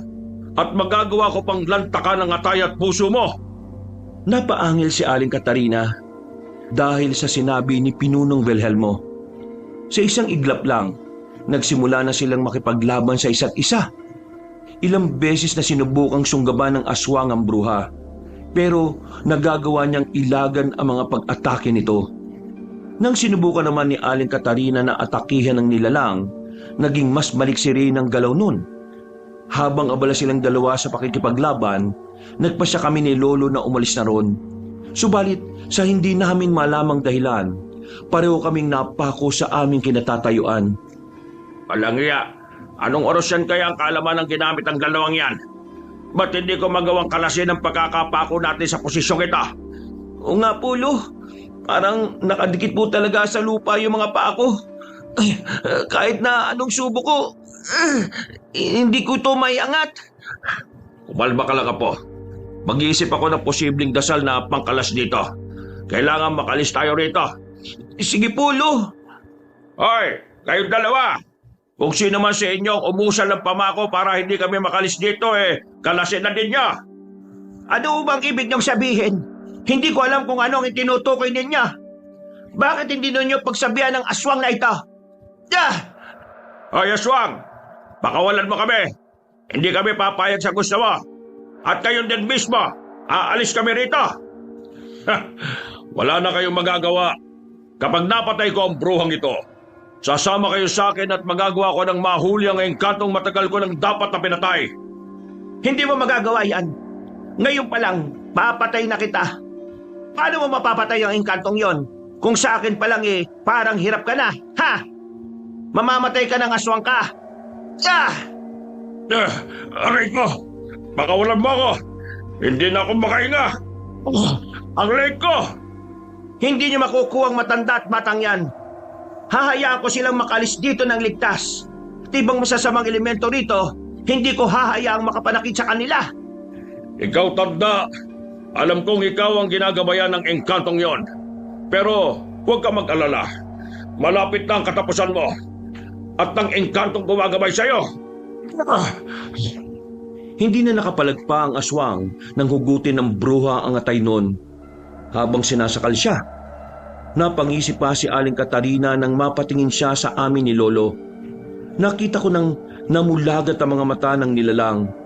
Pero dahil sa ginawa ng bruha sa kanya, tuluyang siyang binawian ng buhay. Sa hindi namin malamang rason, nagawa na namin makagalaw ni Lolo at dahil doon, naisipan kong baka kagagawa na ng aswang ang pagkakapako namin sa aming kinatatayuan. Mas makabubuti ko sa inyo kung mananatili na muna kayo sa aking kuweba. Patawad at hindi ko kagad sinabi sa inyo ang patungkol sa akin. Oo, isa akong bruha, pero putian ako. Ano ang ibig mong sabihin, Catalina? Oo, bruha ako at naninirahan sa isang kuweba. Pero wala ho akong ibang hinahangad kung hindi ang kapayapaan dito. Ayaw kong merong gulong nangyayari rito sa gubat. Pero ngayong patay na si Pinunong Wilhelmo, alam kong magiging tahimik na rin ang lahat. Makakalis na kami rito ng walang pangamba. Oo nga po, saka wala na tayong magiging problema kasi wala na ang kalaban natin. Ang akala ko nga, napakalakas niya eh. Nagawa naman po pala ninyo siyang matalo, Aling Catalina. Oo nga. Ganun lang pala kadaling talunin ang pinuno ng mga agkoraw. Kung itinuloy sana niya ang pag-atake sa akin, malamang ako pa mismo ang nakapatay sa kanya. Pwede na po siguro nating ituloy ang pag-alis natin, Lo. Wala na rin naman pong banta sa atin eh. Yan ang hindi natin sigurado. Kagaya nga ng sabi ko, manatili na muna kayo sa kuweba. Masyadong delikado pa para sa inyo. Baka merong kaalyado ang mga agkuraw na yon at ipagiganti niya ang mga kaibigan nila. Kung mananatili kami sa kuweba mo, makakaasa ba kami na walang masamang mangyayari sa amin? Paano naman ang mga sinabi ng mga agkuraw patungkol sa iyo? Paano kung traidorin mo nga kami? Mga mapanlinlang ho ang mga agkuraw. Hindi mo dapat pinaniniwalaan ang mga sinasabi nila. Sige na, alam kong pagod na rin kayo. Bukas ng umaga ay maaari na kayong makaalis. Mayag na tayo, Lo. Pagod at antok na rin po kasi ako eh. Sige, oo na. Mananatili na muna kami sa yugib mo, Catalina. Tara na. Baka may ibang aswang pang sumugod sa atin dito. Pagpasok namin sa kuweba ni Aling Catarina, humingi siya ng patawad sa mga pagsisinungaling niya sa amin. Sinabi niyang totoong ligtas kami roon dahil hindi madaling mapasok ng ibang elemento ang kuweba niya. Pinatawad namin siya ni Lolo. At nang matutulog na sana kami, nagkaroon ako ng masamang kutob. Naging dahilan yon para mawala ang antok ko. Subalit, nang may malanghap akong parang mabangong usok, tuluyan na akong nakaidlip. Hindi ko alam kung gising na ba ako o tulog pa. Pero bahagya akong naalimpungatan na makarinig ako ng mga boses na mula sa labas ng kuweba. Nasaan na sila? Sigurado ka bang hindi sila nakatakas? Huwag ka mag-alala. Nakagapo sila. Kahit na anong gawin nila, kahit na anong orasyon pa ang gamitin nila, hindi nila makakalas ang panali ko. Mabuti kung ganon. Kailangan malaman natin kung sino talaga sa kanila ang kailangan kong makuha. Ikaw ang masusunod. Pero kailangang hindi nila alam na planado pala natin ang lahat at pinaglalaroan lang natin sila. Huwag ka mag-alala. Hindi naman siguro nila alam yan. Kung sakali mang malaman nila, sigurado naman na wala na silang magagawa pa. Huwag tayong pakampante. Mga albularyo mga yan. At kahit papaano, may kaalaman din sila na pwedeng gamitin laban sa atin. Wala akong pakialam. Kapag nadala ko na ang isa sa kanila sa kuta, wala na silang laban. Magagawa ko na rin malipol ng tuluyan ng mga naging kalaban natin. Ninyo lang. Huwag mo akong isali. Bakit naman hindi kita isasali? Kahit na saang anggulo natin tingnan, magkakampi tayo. Ang kalaban mo ay kalaban ko na rin. At ang mga kaibigan mo ay kaibigan ko na rin. Teka, sandali. Titingnan ko muna sila. Nagawa ko silang ritualan at pausukan kanina kaya alam kong bukas pa ng gabi magigising ang mga yan. Magaling ka talaga at maaasahan. Sige na, sasamahan na lang kita para makita ko rin sila. Ikaw ang bahala. Pinilit kong imulat ang mga mata ko, Kabanong, pero hindi ko kaya. Ganun pa man, parang may boses na nagsasalita sa isipan ko at nagsasabing kumalma lang ako. Makalipas ang ilang sandali, may narinig akong mga yabag na papalapit sa amin. Nakaamoy na rin ako ng putik, kaya bahagya akong nakaramdam ng kaba. Tumigil ang mga pagyabag sa tabi namin at muli silang nagkwentuhan. Magaling. Sa parang yan, kahit na magising man ang diwa nila, hindi pa rin sila makakatakas.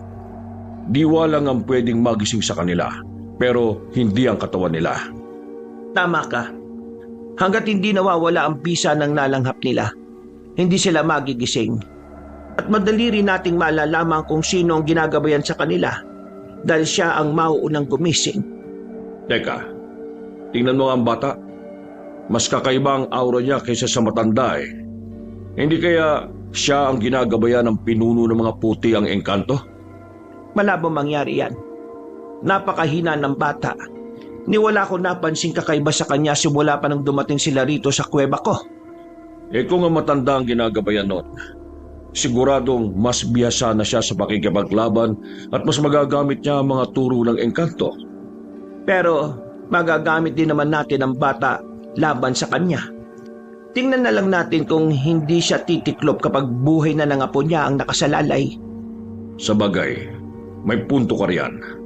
O sige na, aalis na muna ako at ihanda ko ang kuta para sa pagdating ng bihag.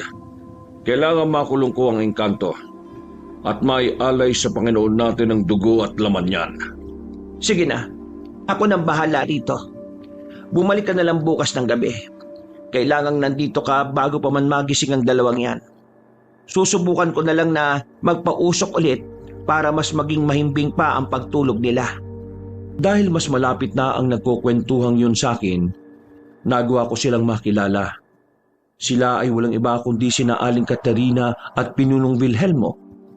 Ang ipinagtataka ko lang ay kung bakit buhay pa ang pinuno ng mga agkuraw. Gayong napatay na siya ng bruha. Nasa kalagitnaan na ako ng pag-iisip nang makalanghap ulit ako ng uso. Muli akong nakaramdam ng antok at hindi ko alam kung ilang oras ulit akong nakatulog. Napamulat na lang ako ng mga mata nang makarinig ako ng mga boses sa labas ng kuweba. Lolo, gumising na po kayo. Nandito na si Aling Katarina at mukhang... Ay, ano ba? Teka, bakit nakagapos tayo? Anong nangyari? Sa palagay ko po, naisaan tayo ni Aling Katarina at ng Pinunong Wilhelmo. Bakit mo naman nasabi yan na po? Ang walang iya. Ginapos pa niya talaga tayo. Narinig ko po kasi yung naging kwentuhan nila eh. At meron silang plano laban sa atin. Isa pa, buhay rin po si Pinunong Wilhelmo. Sigurado po na peke ang nakalaban ni Aling Katarina kagabi. Kung totoo ba niyan, talagang napakawalang hiya ng bruhang yon.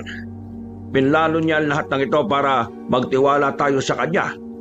Para hindi na tayo umalis. Ano na pong gagawin natin, Lo? Nasa labas na sila at ilang sandali lang papasok na sila rito. Kukunin daw po nila kung sino mang ginagabayan ng pinuno ng mga engkantong putian. Hindi tayo papayag. Kung naisan nila tayo, kailangang maisan din natin sila.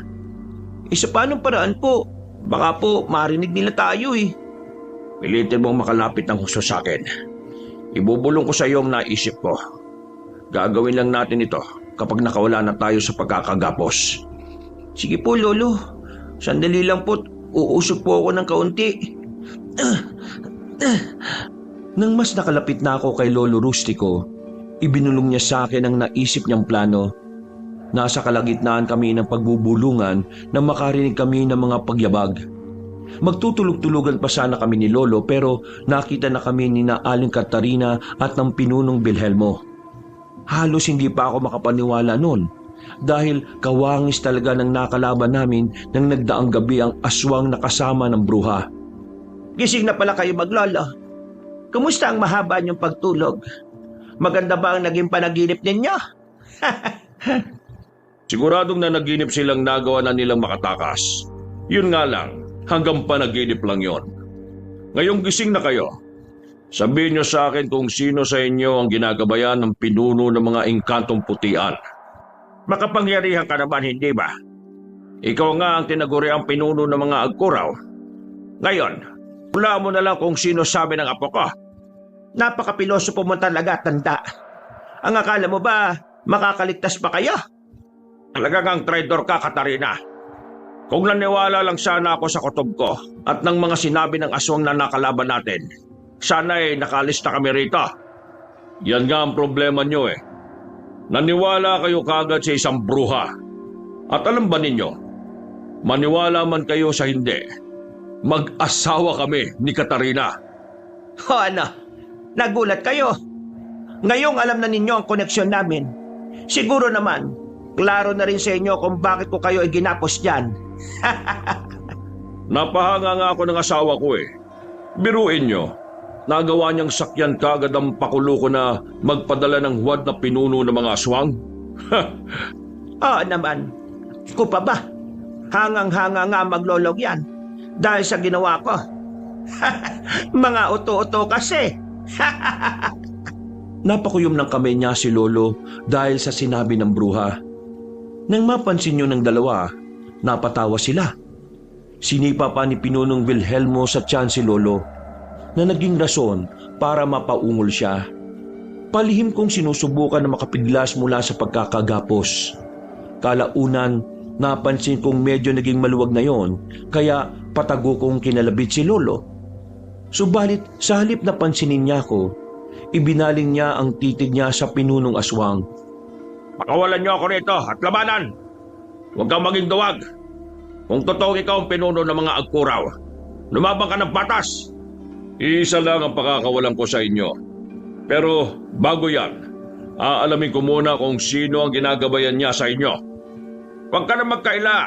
Alam ko naman na gusto mong malaman yan para maiwasan mo. Nababasa kita, Pinunong Wilhelmo. Sige, pero teka, sigurado ka bang lalabanan mo ako? Matanda ka na eh. Baka mabali ang mga buto mo nang wala sa oras. Ano? Sige, pakawalan mo ako at tingnan natin kung hanggang saan ang pinagmamalaki mong lakas. Sige, pakakawalan kita pero bago mo ako kalabanin, unahin mo muna ang asawa ko. Baka sa kanya pa lang durog na yung mga buto mo. Kahit sino pa sa inyo, ayos lang. Sige, lalabanan ko kayo ng mano-mano o kahit meron mang sandata. Napangisi ng malapad si Pinunong Wilhelmo dahil sa sinabi ni Lolo. Naganda naman si Aling Katarina at nakita kong mas naging mabagsik ang itsura niya. Pinakawalan ng pinunong aswang si Lolo at kasunod noon itinulak niya ang matanda patungo sa bruha. Napaangil naman si Aling Katarina. Inatake niya si Lolo. Samantala, nanood naman si Pinunong Wilhelmo sa kanilang dalawa. Habang nasa ganun silang sitwasyon, inihanda ko ang sarili ko para sa mga susunod na mangyayari. Kapag nalaman na namin kung sino sa inyo ng apo mo ang ginagabayan ng pinuno ng mga engkantong putian, isa sa inyo ang magkakaroon ng hindi makakalimutang kamatayan. Hindi makakalimutang kamatayan? Mas nababagay yan sa inyong dalawa ng asawa mo eh. Isa kang traidor. Ang mga katulad mo ay dapat ang nauunang mamatay. Baka nakakalimutan mo na yata ang kasabihang ang masamang damoy hindi madaling mamatay. Ha! Sa bagay, masamang damo nga kayo ng asawa mo. Pero nakakalimutan mo na rin siguro na kasangga ko ang Diyos sa bawat labang ko. Isa akong albularyo, oo. At kahit anong gawin ninyo, may kakayahan akong puksain kayo. Yan ay kung magagawa po. Puro ka lang naman satsat ah. Wala kang pinagkaiba sa iba mong kalahi. Mga albularyo at manunugis ko na. Pero naging madali lang naman sa amin ang pagtalo sa kanila. Sa mga katulad mong traidor, talaga namang mas madali mong matatalo ang mga kalaban mo. Pero ngayong nabunyag ng mas maaga ang pagkatao mo, malamang hindi na mauulit ang pangyayaring yon. Tingnan na lang natin, tanda. Sige, anong gagawin mo kapag hinuli kita at binuhat katulad nito? Di gawin mo kung anong gusto mo. Pero kapag nakalapag ako at nakabawi, siguradong malulumo ang asawa mo. Buong lakas na binuhat ni Aling Katarina si Lolo Rustico. Naging kalmado naman siya at nang ibalibag siya ng bruha, himulang nagawa niyang ibalanse ang kanyang katawan. Lumapag siya ng nakatayo, kaya napailing si Aling Katarina. Bago pa man nakahakbang si Lolo para sumugod, umatake na ulit sa kanya ang bruha. Sa pagkakataong yon, umusal si Lolo ng dasal saka inihip sa kanyang kamao. Saktong pagkalapit sa kanya ng bruha, buong lakas niyang sinuntok ito. Aray ka! Sobrang sakit ng tiyan ko! Pero, diyan ka nakakabali. Mawawala ka agad ang sakit nito. Babawian kita, tanda! Bahala ka kung anong gagawin mo pero bago ang lahat, saluhin mo muna ang kamao ko. Itong dapat sa mga katulad mo. Walang iya ka. Aray ko. Halos paulanan mo na ako ng suntok Humanda ka kapag ako naman ang magkaroon ng pagkakataon. At akala mo ba ibibigyan kita ng pagkakataon? Hindi. Ito ang dapat sa'yo. Hindi ako papayag na ikaw ang mas lamang sa ating dalawa. Ano, tapos ka na? Ngayon, ako naman. Sige, tingnan natin kung sino ang mas malakas sa ating dalawa. Nagpambuno sa isa't isa sila Lolo at Aling Katarina. Sinubukan pang suntukin ni Lolo ang bruha, pero nagawa niyang salagin yon. Sa hindi inaasahan ni Lolo, nagawa siyang ibalibag ng bruha. Bumagsak siya sa mabatong bahagi. At dahil doon, hindi agad siya nakagalaw. Gusto ko na sanang umalis sa pwesto ko para tulungan si Lolo. Pero sumenya siya sa akin na wag na akong gumawa ng hakbang para labanan sila. Na mga panahong yon, muli pang binuhat ng bruha si Lolo at ibinalibag papunta sa kinatatayuan ni Pinunong Wilhelmo. Ano? Bakit hindi mo magawang lumaban? Talagang matanda ka na. Mahina na ang tuhod mo. Malamang wala sa iyo ang gabay. Baka nasa apo mo. Diyan ka nagkakamali. Nasa akin ang gabay. Ako ang ginagabayan ng pinuno ng puti ang engkanto. Hindi ko na kailangan pang patunayan yan sa inyo. Masyado kang mahina. Kung talagang malakas ka, bakit hindi mo magawang matalo si Katarina? Isa kang huwad, Rustiko. Katulad ka lang din ng mga kadugo mo. Walang binatbat. Baka nga huwad na albularyo lang yan Baka naman nagkukunwari lang na isang manunugis. Nagkakamali ka ng inakala, Katarina. Sige, gusto talaga ninyo ng seryosong laban Papakita ko kayong dalawa. Rico, Wilhelmo, sinasakal niya ako. Tulungan mo ako, dali. Wag na. Makakaya mo naman siya, hindi ba? Labanan mo na lang muna siya at ang malaman natin kung siya ba talaga ang hinahanap natin. Hayop ka, Wilhelmo. Talagang ang sarili mo lang ang iniisip mo. Hindi na sana kita tinulungan pa. Yan ang dapat sa mga traidor. Tina-traidor din. Nag-iba yung lakas at liksi ni Lolo. Kaya naging mahirap para kay Aling Katarina na masundan ang mga galaw niya. Sa hindi inaasahan ng bruha, binuhat din siya ni Lolo at buong lakas na ibinagsak sa batuhan. Napaungol ang bruha at muli niyang sinubukang bumangon. Subalit, bago pa man niya magawa ang totoong pakay niya, nakadampot na si Lolo ng bato. Ibabagsak sana niya yon sa bruha, ngunit bago pa man niya magawa ang pakay niya, sinugod na siya ni Pinunong Wilhelmo na naging rason para mabuwal siya sa lupa. Anong akala mo? Papayagan lang kitang patayin mo ang asawa ko ng ganun-ganun na lang? Hindi! Wilhelmo, hawakan mo matandang yan. Kailangan kong makaganti sa kanya, bilis! Sige, basta siguraduhin mo lang na makakalasog-lasog ang buong katawan niya, Kapag nangyari yan, siguradong kikilos ang gabay niya para tulungan siya. Yun ay kung talagang siya ang ginagabayan ng engkantong yon. Sige, gawin na din niya. Tignan natin kung hindi kayo magsisi kapag ginawa niyo yan. Eto na, Katarina. Ikaw na ang bahala sa matandang ito. Gawin mo kung ano man ang gusto mong gawin sa kanya. Narinig mo ang asawa mo, bruha. Sige na! Napaangil ang bruha dahil sa huling sinabi ni Lolo.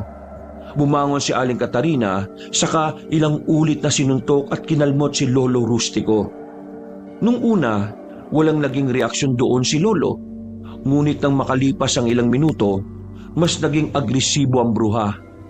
Nasugatan si Lolo dahil sa ginawa ng nilalang sa kanya. Kalaunan, napansin kong nanghihina siya. Napangisi pa ang mag-asawa at nang bitiwan ni Pinunong Wilhelmo si Lolo Rustico, tuluyan siyang nabuhal sa lupa. Hindi siya ang ginagabayan ng engkantong yon. Kung siya yon, hindi dapat siya magiging ganyang kahina. Himaka, Wilhelmo.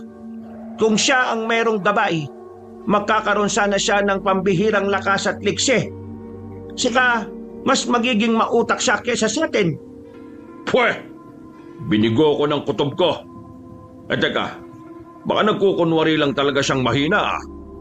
Baka may pinaplano pa siya laban sa atin. Sige, para malaman natin kung totoong hinala mo o hindi, mas mabuti siguro kung gamitin natin ang apo niya. Sa paraang yan, kung talagang siya ang ginagabayan ng pinuno ng puti ang aswang, lalabas ang totoo niyang lakas. Maganda yung naisip mo. Sige, bakawdan mo ang bata at gamitin laban sa matandang ito. Kahit na nawawalan siya ng balay, sigurado namang babalik ang ulirat niya kapag narinig niya ang pagsigaw niyan. Sandali, pakakawalan ko si Gael. Gael, ano? Nasaksihan mo naman kung paano namin nilampaso ang lola mo, hindi ba? Nasabi lang ninyo yan dahil nagtulungan kayong dalawa. Kung isa-isa lang kayong lumaban sa kanya, alam ko naman na matatalo lang kayo eh. Aba, iba rin yung batang yan Maangas. Sige, Katarina, pakawalan mo siya at tingnan natin kung meron ngang ibubugayan sa'yo. Ikaw nang bahala sa kanya. Basta, wag mo lang siyang papatayin, Masusunod, asawa ko. Ako na ang bahalang... Hindi na kailangan. Ako lang naman ang gusto niyong makuha, di ba? Sasang-ayon ako sa gusto niyo, pero basta, pakawalan niyo lang at hayaang mabuhay ang apo ko. Pareho natigilan sina Aling Katarina at Pinunong Wilhelmo nang makita nilang biglang tumayo si Lolo. Napansin kong naging baliwala nga sa kanya ang mga sugat na natamo niya. At animoy gusto niyang tapusin ang dalawang nilalang. Napailing naman si Aling Katarina at sa halip na humakbang palapit sa akin, ibinaling niya ang pansin niya kay Lolo Rustico. Noong mga sandaling yon, napaangil na ang dalawang nilalang. At nakita ko ang pagkasindak sa kanilang muka. Ano? Naniniwala na kayong ako ang ginagabayan ng pinuno ng mga puti ang engkanto? Kapag hindi niyo pinakawalan si Gael, titiyakin kong mamamatay kayo. At gagawin ko rin sa ibang kalahi niyo ang ginawa niyo sa mga kauri ko. Kulang pa ang pruweba para maniwala kung ikaw yon. Kung si Katarina ang kakalabanin mo, alam kong madali mo siyang matatalo. Pero sige, pagbibigyan kita. Ako ang labanan mo at patunayan mo mismo sa akin kung totoo ang hinala ko. Sige, mas mabuti pa nga para matapos na ang lahat ng ito.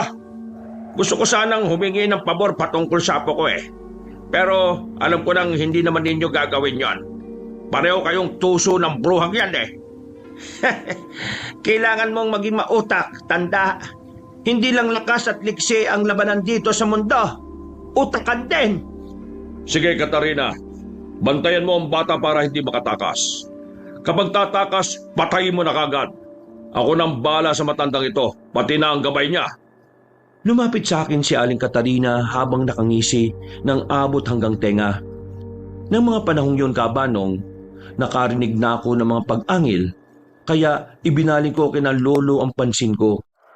Nakita kong naglalaban sila ni Pinunong Wilhelmo at Lolo Rustico, kaya inihanda ko na ang sarili ko para sa kung anuman mangyayari. Dahil mas nag-iba yung lakas at liksi ni Lolo, hindi siya madaling mahuli ng Pinunong Aswang. Ilang beses pa niyang nagawang masuntok si Pinunong Wilhelmo hanggang sa nadakip siya nito at buong lakas na ibinalibag. Kahit na ang lolo mo ang ginagabayan ng engkantong putian, mas malakas pa rin sa kanya ang asawa ko. At ikaw, bata, pasensya na lang tayo sa magiging kapalaran mo mamaya. Alam ko mas malakas ang lolo ko kaysa sa aswang na yan. At kung ano man ang gagawin niyo sa akin, alam ko, hindi naman ako pababayaan ni Lolo Rustico Hindi pababayaan?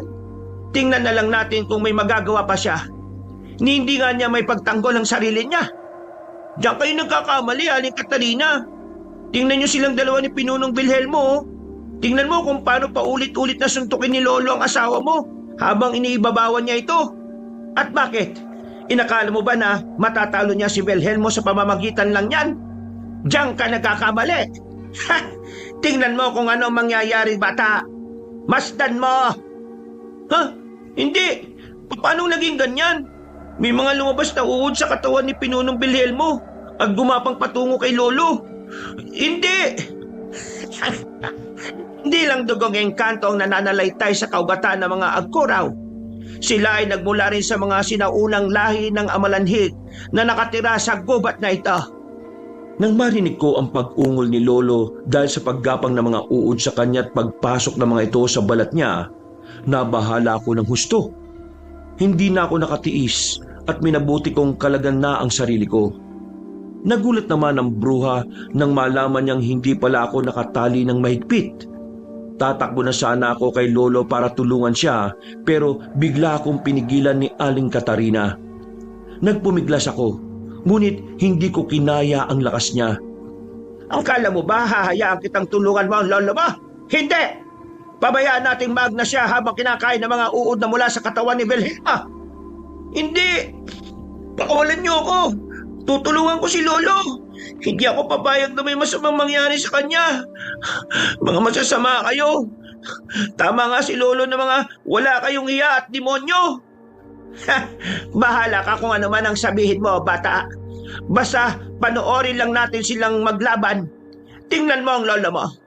Kahit na marami nang gumagapang na uod sa katawan niya, pinipilit pa rin niyang makipaglaban. Kahit anong mangyari, hindi ako papayag na mapatay lang ninyo si Lolo. Lalaban din ako katulad niya. Gagawin ko ang lahat para matalo kayo. Namnamin niyong pareho ang huling sandali ng pagpabalik niyo dito. Sige pa! Magpumiglas ka pa, bata! Lakasan mo pa! Nakaramdam ako ng kakaibang puwersang bumalot sa akin. Nung una, parang sumaklob lang yon sa ulo ko.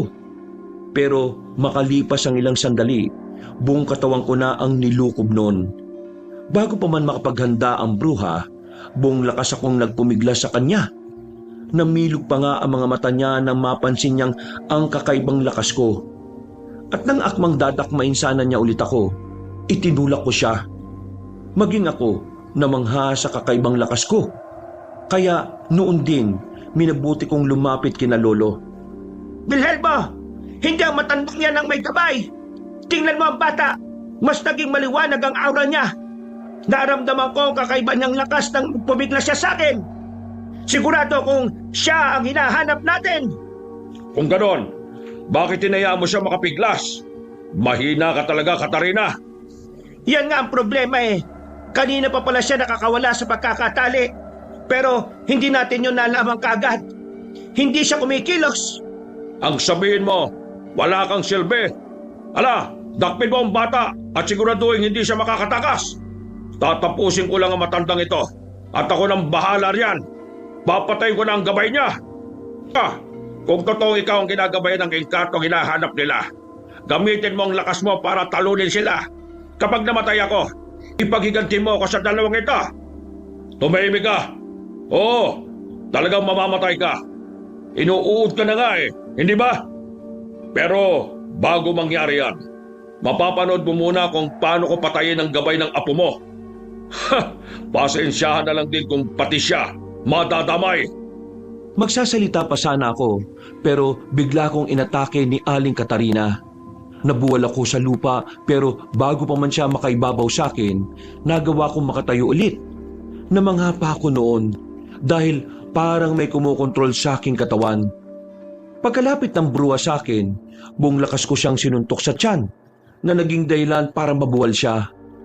Babangon pa sana siya kaya sinakyan ko siya sa buong lakas na sinakal habang pinipigilan siyang makatayo.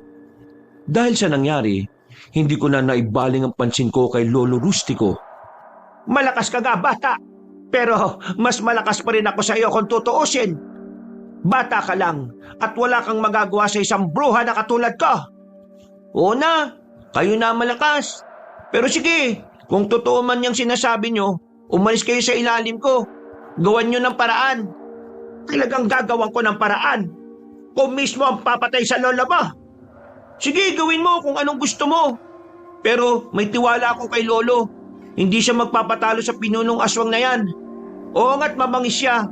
Pero may kaalaman si Lolo na magagamit laban sa inyo. Kung meron man, bakit hindi niya ginagamit? Tingnan mo silang dalawa ni Wilhelma.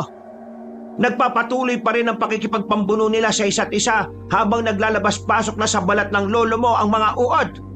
Dahil naibaling ko na ang pansin kay Lolo, nagawa kong maitulak ang bruha. Agad siyang nakalis sa kanyang pwesto, pero bago pa man siya makagawa ng kung anumang binabalak niya, mabilis ko siyang nilapitan saka sinunggaban. Nakipagpambuno ko sa kanya hanggang sa bumagsak kami sa lupa. Talagang matigas ka, bata. Totoo nga ginagabayan ka ng pinuno ng puti ang engkanto. Pero hindi pa ako kontento sa pinapakita mong lakas. Ano ka? Patunayan mo sa amin na ikaw nga ang napili niyang gabayan. Hindi ko naman kailangan patunayan yan eh. Nakadepende yan sa kung anong paniniwalaan niyo, Aling Catalina. Sige, mamili ka. Gamitin mo ang buong lakas mo o mamamatay ka dahil sa pagkakasakal ko. Napakasama niyo, Aling Catalina. Hindi kayo dapat na pinapayagang mabuhay. Ano na, Gael? Sige na! Hindi ako papatalo sa kanya. Kasabi ni Pinunong Belhelmo noon, umatake siya sa akin. Kahit pa na medyo alanganin ako, sinubukan kong labanan siya. Nakipagbuno kami sa isa't isa. Dahil mas pandak ako sa kanya, bagya siyang napapayuko para maabot ako. Dulot ng kanyang ginagawa, mas naging madali sa akin na maabot ang ulo niya. Nang magkaroon ako ng pagkakataon, sinuntok ko yon sa kaliwang sentido. Susundan ko sana yun ang pagtulak sa kanya, ngunit napaatras siya. Sabay lundag sa akin. Dahil sa nangyari, napalumpasay ako sa lupa. Halika rito. Itatabi kita sa lolo mo. Kailangan magising siya para makita niya kung paano ka malalagutan ng hininga. Kawalan niyo ako. Huwag niyo akong hilahin ng ganito. Kawalan niyo ako. Huwag ka nang manlaban pa. Diyan ka nararapat sa tabi ng lolo mo. Malapit ng bawian ng buhayan. Anong ginawa niyo sa lolo Rustico ko? Ayop ka, Pinunong Belhelmo. Magbabayad kayo. Apo ko, pasensya ka na't mahina na ako. Hindi ko na makakaya pang labanan ang aswang na yan. Bata ka pa lang. Alam kong may gabay ka.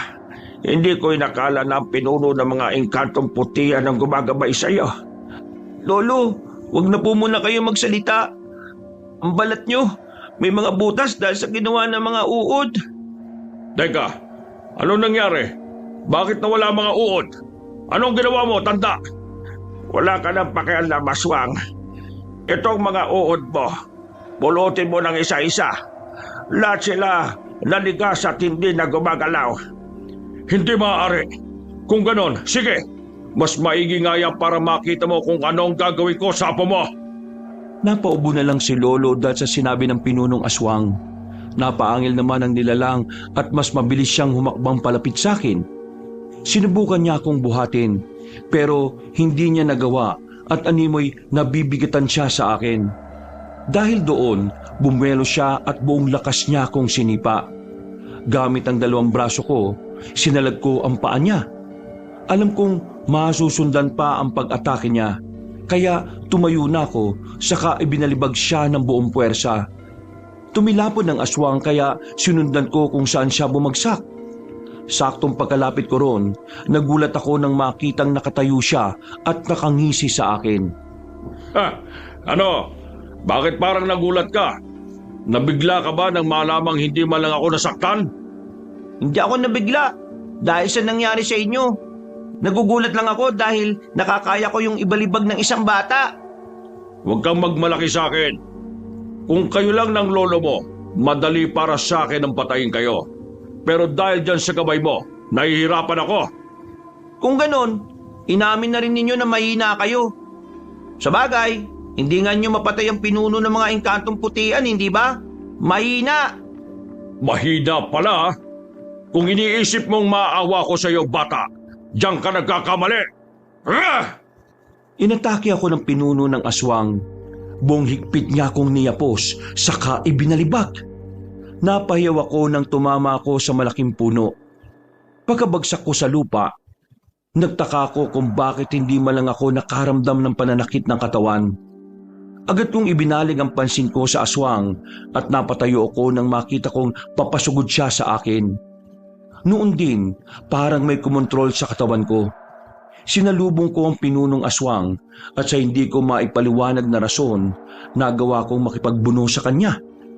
Napansin kong nahihirapan siyang kalabanin ako, kaya mas nabuhayan ako ng loob. Kaya naman pala hindi nyo magawang matalo ng tuluyan si Lolo eh. Hindi pala sapat ang lakas nyo. Minamalit mo ba ako? Ako na isang pinuno ng mga agkuraw. Wala naman akong pakialam kung sino kayo eh. Ang sa akin lang naman, pinatay nyo ang mga kalahi namin ni Lolo. Dapat lang naman sa kanila yun eh. Pati ang mga puti ang engkanto. Dapat lang din silang mamatay. Sila ang dumagdag sa lakas namin ni Katerina. Magbabayad ka, Wilhelmo.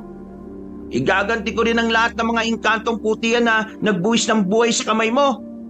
Malas mo lang at nakatakas ako, saka nakahanap ng magagabayang albularyo. Bah, kilala kita. Ikaw ang pinuno ng mga engkantong putian. Sumapi ka na talaga sa bata, ha? Mabuti kung ganon. Mas magiging madali ang trabaho ko. Sinubukan niyang bumangon ulit at nang magawa niya, sinakal niya ako sa buong lakas na binuhat. Akmang itatapon na sana niya ako nang bigla siyang nagsisigaw sabay bitaw sa akin.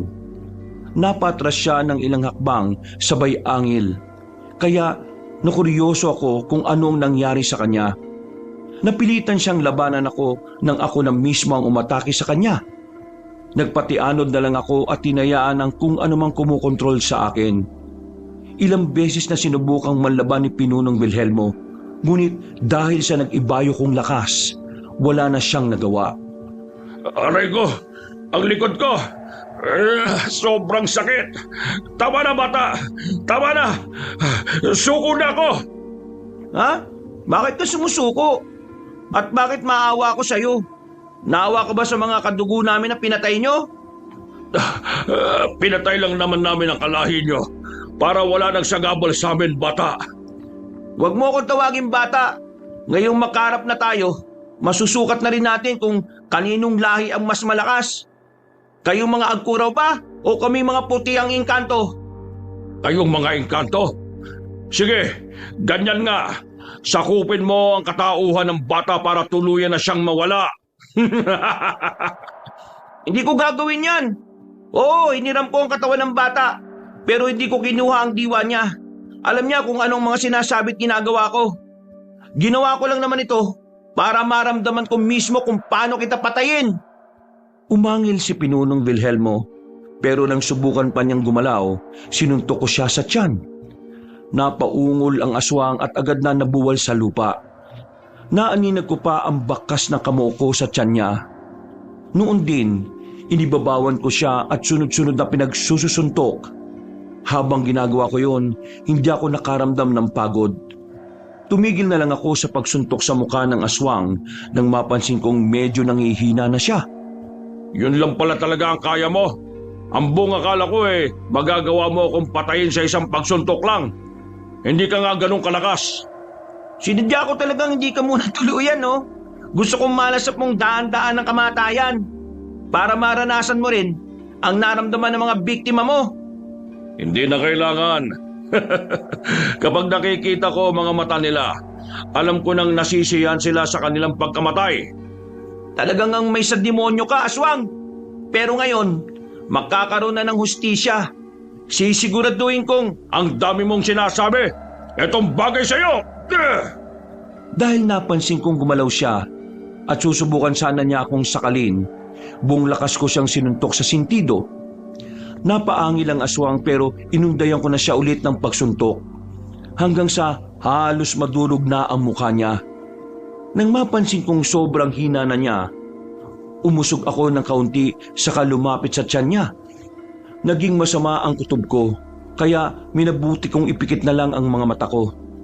Pagkamulat ko, napasigaw ako ng malakas nung makita kong wakwak na ang tiyan ng Pinunong Wilhelmo. Ano? Masaya ka na? Kahit na mapatay mo ako, hindi mo pa rin kayang ibalik ang mga buhay ng mga kalahi mo. buhay ka pa rin? Wasak na ang tiyan mo, ah. Isa akong agkuraw. At kahit patay mo man ang pinakapisikal na katawan ko, magiging... Napako na lang ang paningin ko sa aswang. Napalunok pa ako ng laway ko nang magsimulang mangisay si Pinunong Wilhelmo. Ang mas ikinagulat ko noon ay nang may makita akong puting usok na umalis sa katawan ko. Ilang sandali pa Nakita kong may usok ding umalis sa katawan ni Pinunong Vilhelmo at pareho silang lumayo sa pwesto ko. Noon din, naalala ko si Lolo kaya napatakbo ko palapit sa kanya. Napansin kong hindi siya gumagalaw kaya sinubukan ko siyang yugyugin. Hanggang sa marinig ko ang ungol niya. Lolo! Lolo, salamat po't nagising kayo. Akala ko po kasi nawala na kayo ng tuluyan sa akin eh. Bakit, Apo? Ano ba nangyari? Teka, ang pinuno ng mga aswang. Baka kung nakatakas siya, bigla siyang umatake sa atin. Huwag na po ninyo siyang isipin, Lo. Wala na po si Pinunong Vilhelmo. Patay na po siya. Ha? Paanong namatay? Sinong pumatay sa kanya? Teka, may dugo ang kamay mo ah. Huwag mong sabihin na... Opo, tama po kayo ng iniisip, Lo. Pero hindi po akong totoong pumatay sa kanya. Ang pinuno po ng mga puti ang engkanto. Ginamit po niya ang katawan ko para magawa niya po yun. Mabuti naman at walang masamang nangyari sa iyo, Apo. Hindi po kayo galit sa akin, Lo? Hindi. Walang rason para magalit ako sa iyo. Isa pa, mas mabuting ang nangyari yun sa pinuno ng mga aswang. Ngayon, nakakamit na natin ang hustisya. Naipagigantinan natin ang mga kadugo natin, pati na ang kalahi ng gabay mo. Nung mga panahon na yun, inalalayan ko si Lolo para makasandal sa puno. Tiningnan ko pa ang balat niya at napakunotno ako nang makitang wala na ang mga sugat niya. Inusisa ko siya kung ano ang nangyari. Inilahad naman niya sa akin ang lahat. Ayon sa kanya, meron siyang nakuwang bertud na nagpapabilis ng paghilom ng mga sugat niya. Sinabi rin ni Lolo na mga uod na mula kay Pinunong Vilhelmo ay natuyot. Apo, kailangan na natin makauwi. Kung hindi man pupunta tayo sa badong kinalakihan ko. Alamin natin kung ano ang sitwasyon doon. Pero mahina pa po kayo, Lo. Baka kung ano po ang mangyari sa inyo habang naglalakad tayo papunta ron. Bumalik na lang po muna tayo sa kuweba ni Aling Katarina para doon magpahinga. Pagod din naman na ako eh. O siya, sige. Kung yan ang gusto mo, doon tayo magpapalipas ng gabi. Bukas, aalis kagad tayo, ha? Sige po, Lo. Aalalayan ko na po kayo para hindi po kayo gaanong mahirapan sa paglalakad. Mabuti pa nga, Apo. Mukhang naginginig pa rin ang tuhod ko eh. Sige po, tara na po, Lo. Mabuti na nga lang talaga natalo natin yung mga aswang na yun kahit na naiwala natin yung mga panlaban natin.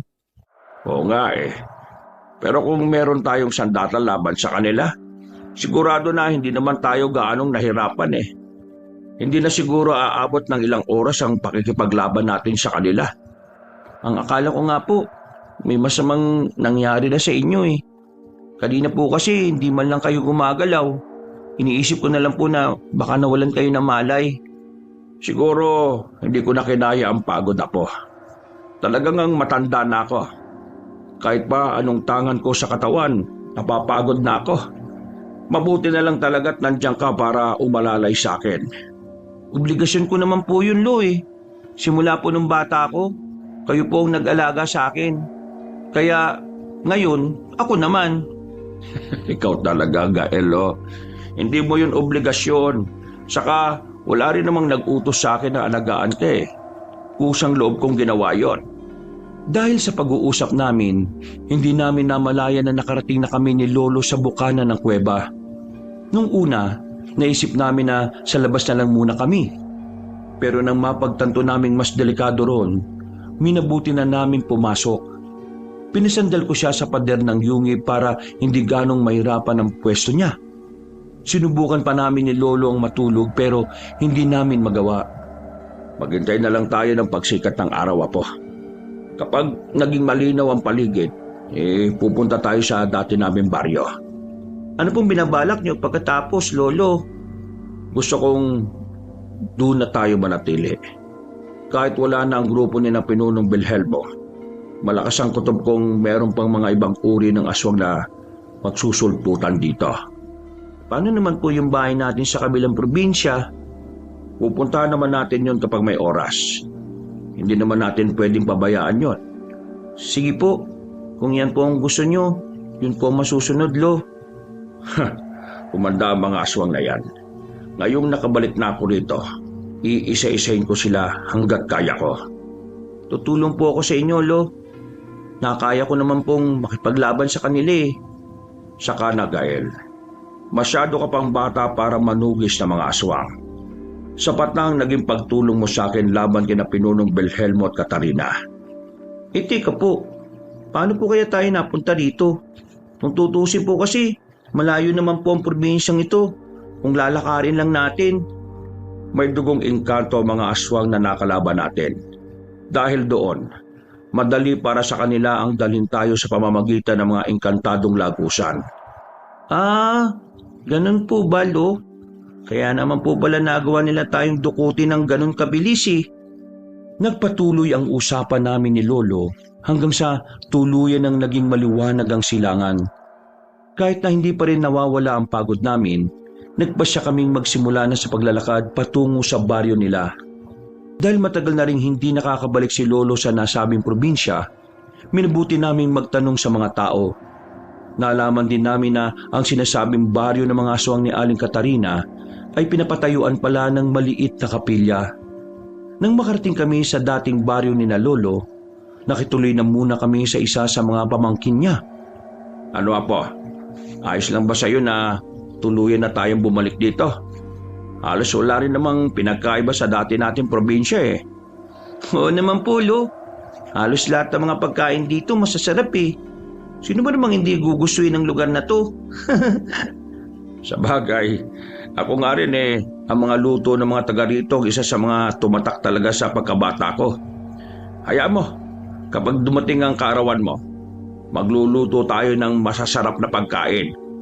Si Lolo, gastos lang po yan eh. Ilaan na lang po ninyo sa pagbili ng gamot at tabako nyo yan. Kada isang taon lang naman yan. Isa pa, nung nakarang taon, hindi rin naman tayo nakapaganda nung kaarawan mo eh. Huwag ka mag-alala. May naipon akong pera, Apo. Hindi kayo pong bahala, Lo. Basta ako, ang importante lang naman po sa akin eh, ang makasama kayo. Ako rin, Apo. Kahit tayo pa ang pinakamahirap na tao sa buong mundo. Basta magkasama tayo. Kahit ilang aswang pa ang makalaban natin, hindi ako aatras. Handa ako makipagpatayan para maprotektahan ka. Maraming salamat po, Lo. Maswerte po ako at kayo po ang naging lolo ko. Ako rin naman. Maswerte ako dahil kahit wala na mga magulang mo, nag-iwan naman sila sa akin ng sobrang bait na apo. Kalaunan, nagpagawa kami ng bahay ni Lolo sa kanilang baryo. Kinalimutan namin ang masalimuot na karanasan namin at minabuting magsimula muli ng panibagong buhay doon. Pinagpatuloy ni Lolo ang panggagamot ng mga espiritual na karamdaman. Samantalang ako, nagsimula na rin ako mag-aral. Isang beses, biglang nagkasakit ng malubha si Lolo. Apo, pakiramdam ko pahina na ng pahina ang katawan ko. Sigurado malapit na akong mamatay. Hindi ko matukoy kung ano ang sakit ko eh.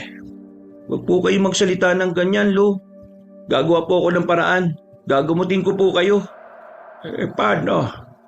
Halos hindi ka na sumasama sa akin ah. Isa pa, wala ka pa gaanong alam sa panggagamot. Tutulungan naman po niya ako eh. May nagamot na rin po kasi akong kaklase ko nung nakaraan. Tinuruan po ako ng gabay ko, Lo. Gabay mo? Sinong gabay, Apo? Ay teka, huwag mo sabihin na hindi na talaga umalis sa tabi mo ang engkantong yun, Apo. Yun nga po, Lo. Ang buong akala ko dati, umalis na siya. Kasi may nakita akong figura na lumabas sa akin eh. Para sa akin, hindi siya umalis. Maniguradong itinaboy lang niya ang kaluluwa ng aswang para hindi na makapanakit pa sa iyo o sa atin. Baka nga po, Lo. Pero ngayon nandito na siya at tuluyan ng gumagabay sa akin, hindi ko na po siya hahayaang makaalis. Ikaw ang bahala. Basta ako, palagi lang din akong nasa tabi mo. Gagabayan kita hanggat makakaya ng katawan ko. Maraming salamat po, Lolo Rustico. Ginamot ko nga si Lolo Rustico. At sa kabutihang palad, nagawa ko siyang pagalingin sa tulong ng gabay ko. Nagsimula na rin ako sa pagtahak ng landas na tinahak ng lolo ko. At sa tamang paggabay niya, hindi naman ako naligaw sa mundo ng espiritual. Alam mo, Apo, ipinagmamalaki kita. Sino ba naman ang mag-aakala na ang isang batang inalagaan ko dati halos hindi umalis sa tabi ko? Ngayon, isa na ring albularyo. Salamat po, Lo. Hindi naman po ako magkakaroon ng kakayahang kagaya nito kung hindi dahil sa inyo eh. Kayo po ang pundasyon ko kung ano man ang meron ako sa ngayon. Basta, kahit na ano man ang mangyari, palagi mong uunahin ang Diyos, ha? Sa Kanya nagmumula ang kakayahan nating manggagamot. Hindi natin ito gagamitin sa kasamaan. Opo, tatandaan ko po ang sinasabi niyo, Lo. Huwag po kayo mag-alala. Araw-araw naman po ako nagdarasal eh. At sa bawat dasal ko po, kasama kayo ron. Salamat, Gael. Hayaan mo, kapag nasa langit na ako baabantayan kita palagi. Lo, huwag po kayong magsalita ng ganyan. Hindi ka po mawawala sa akin. Hindi naman po ako magsasawang mag-alaga sa inyo eh.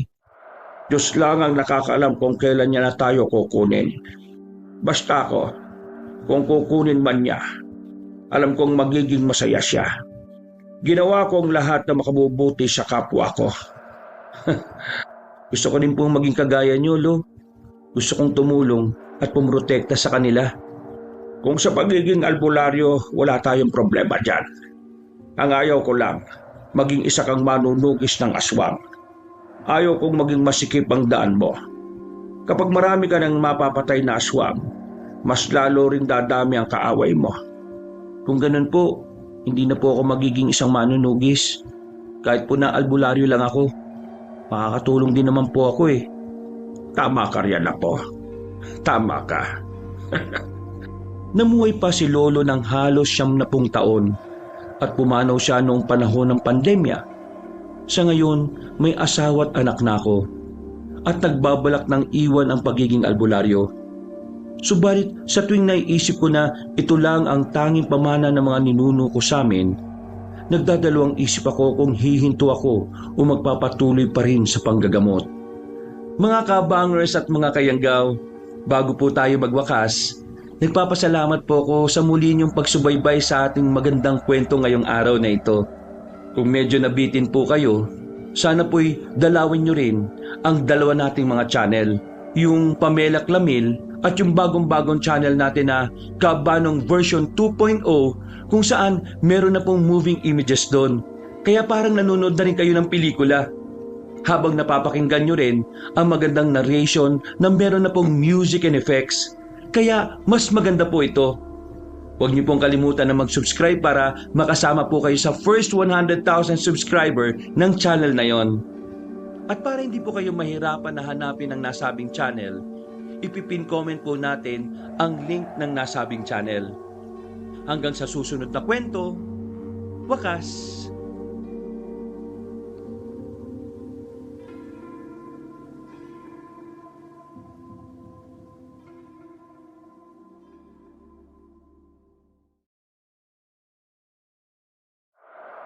Apo, bilisan natin ang paglalakad. Biglang nag-init ang pakiramdam ko eh. Mukhang may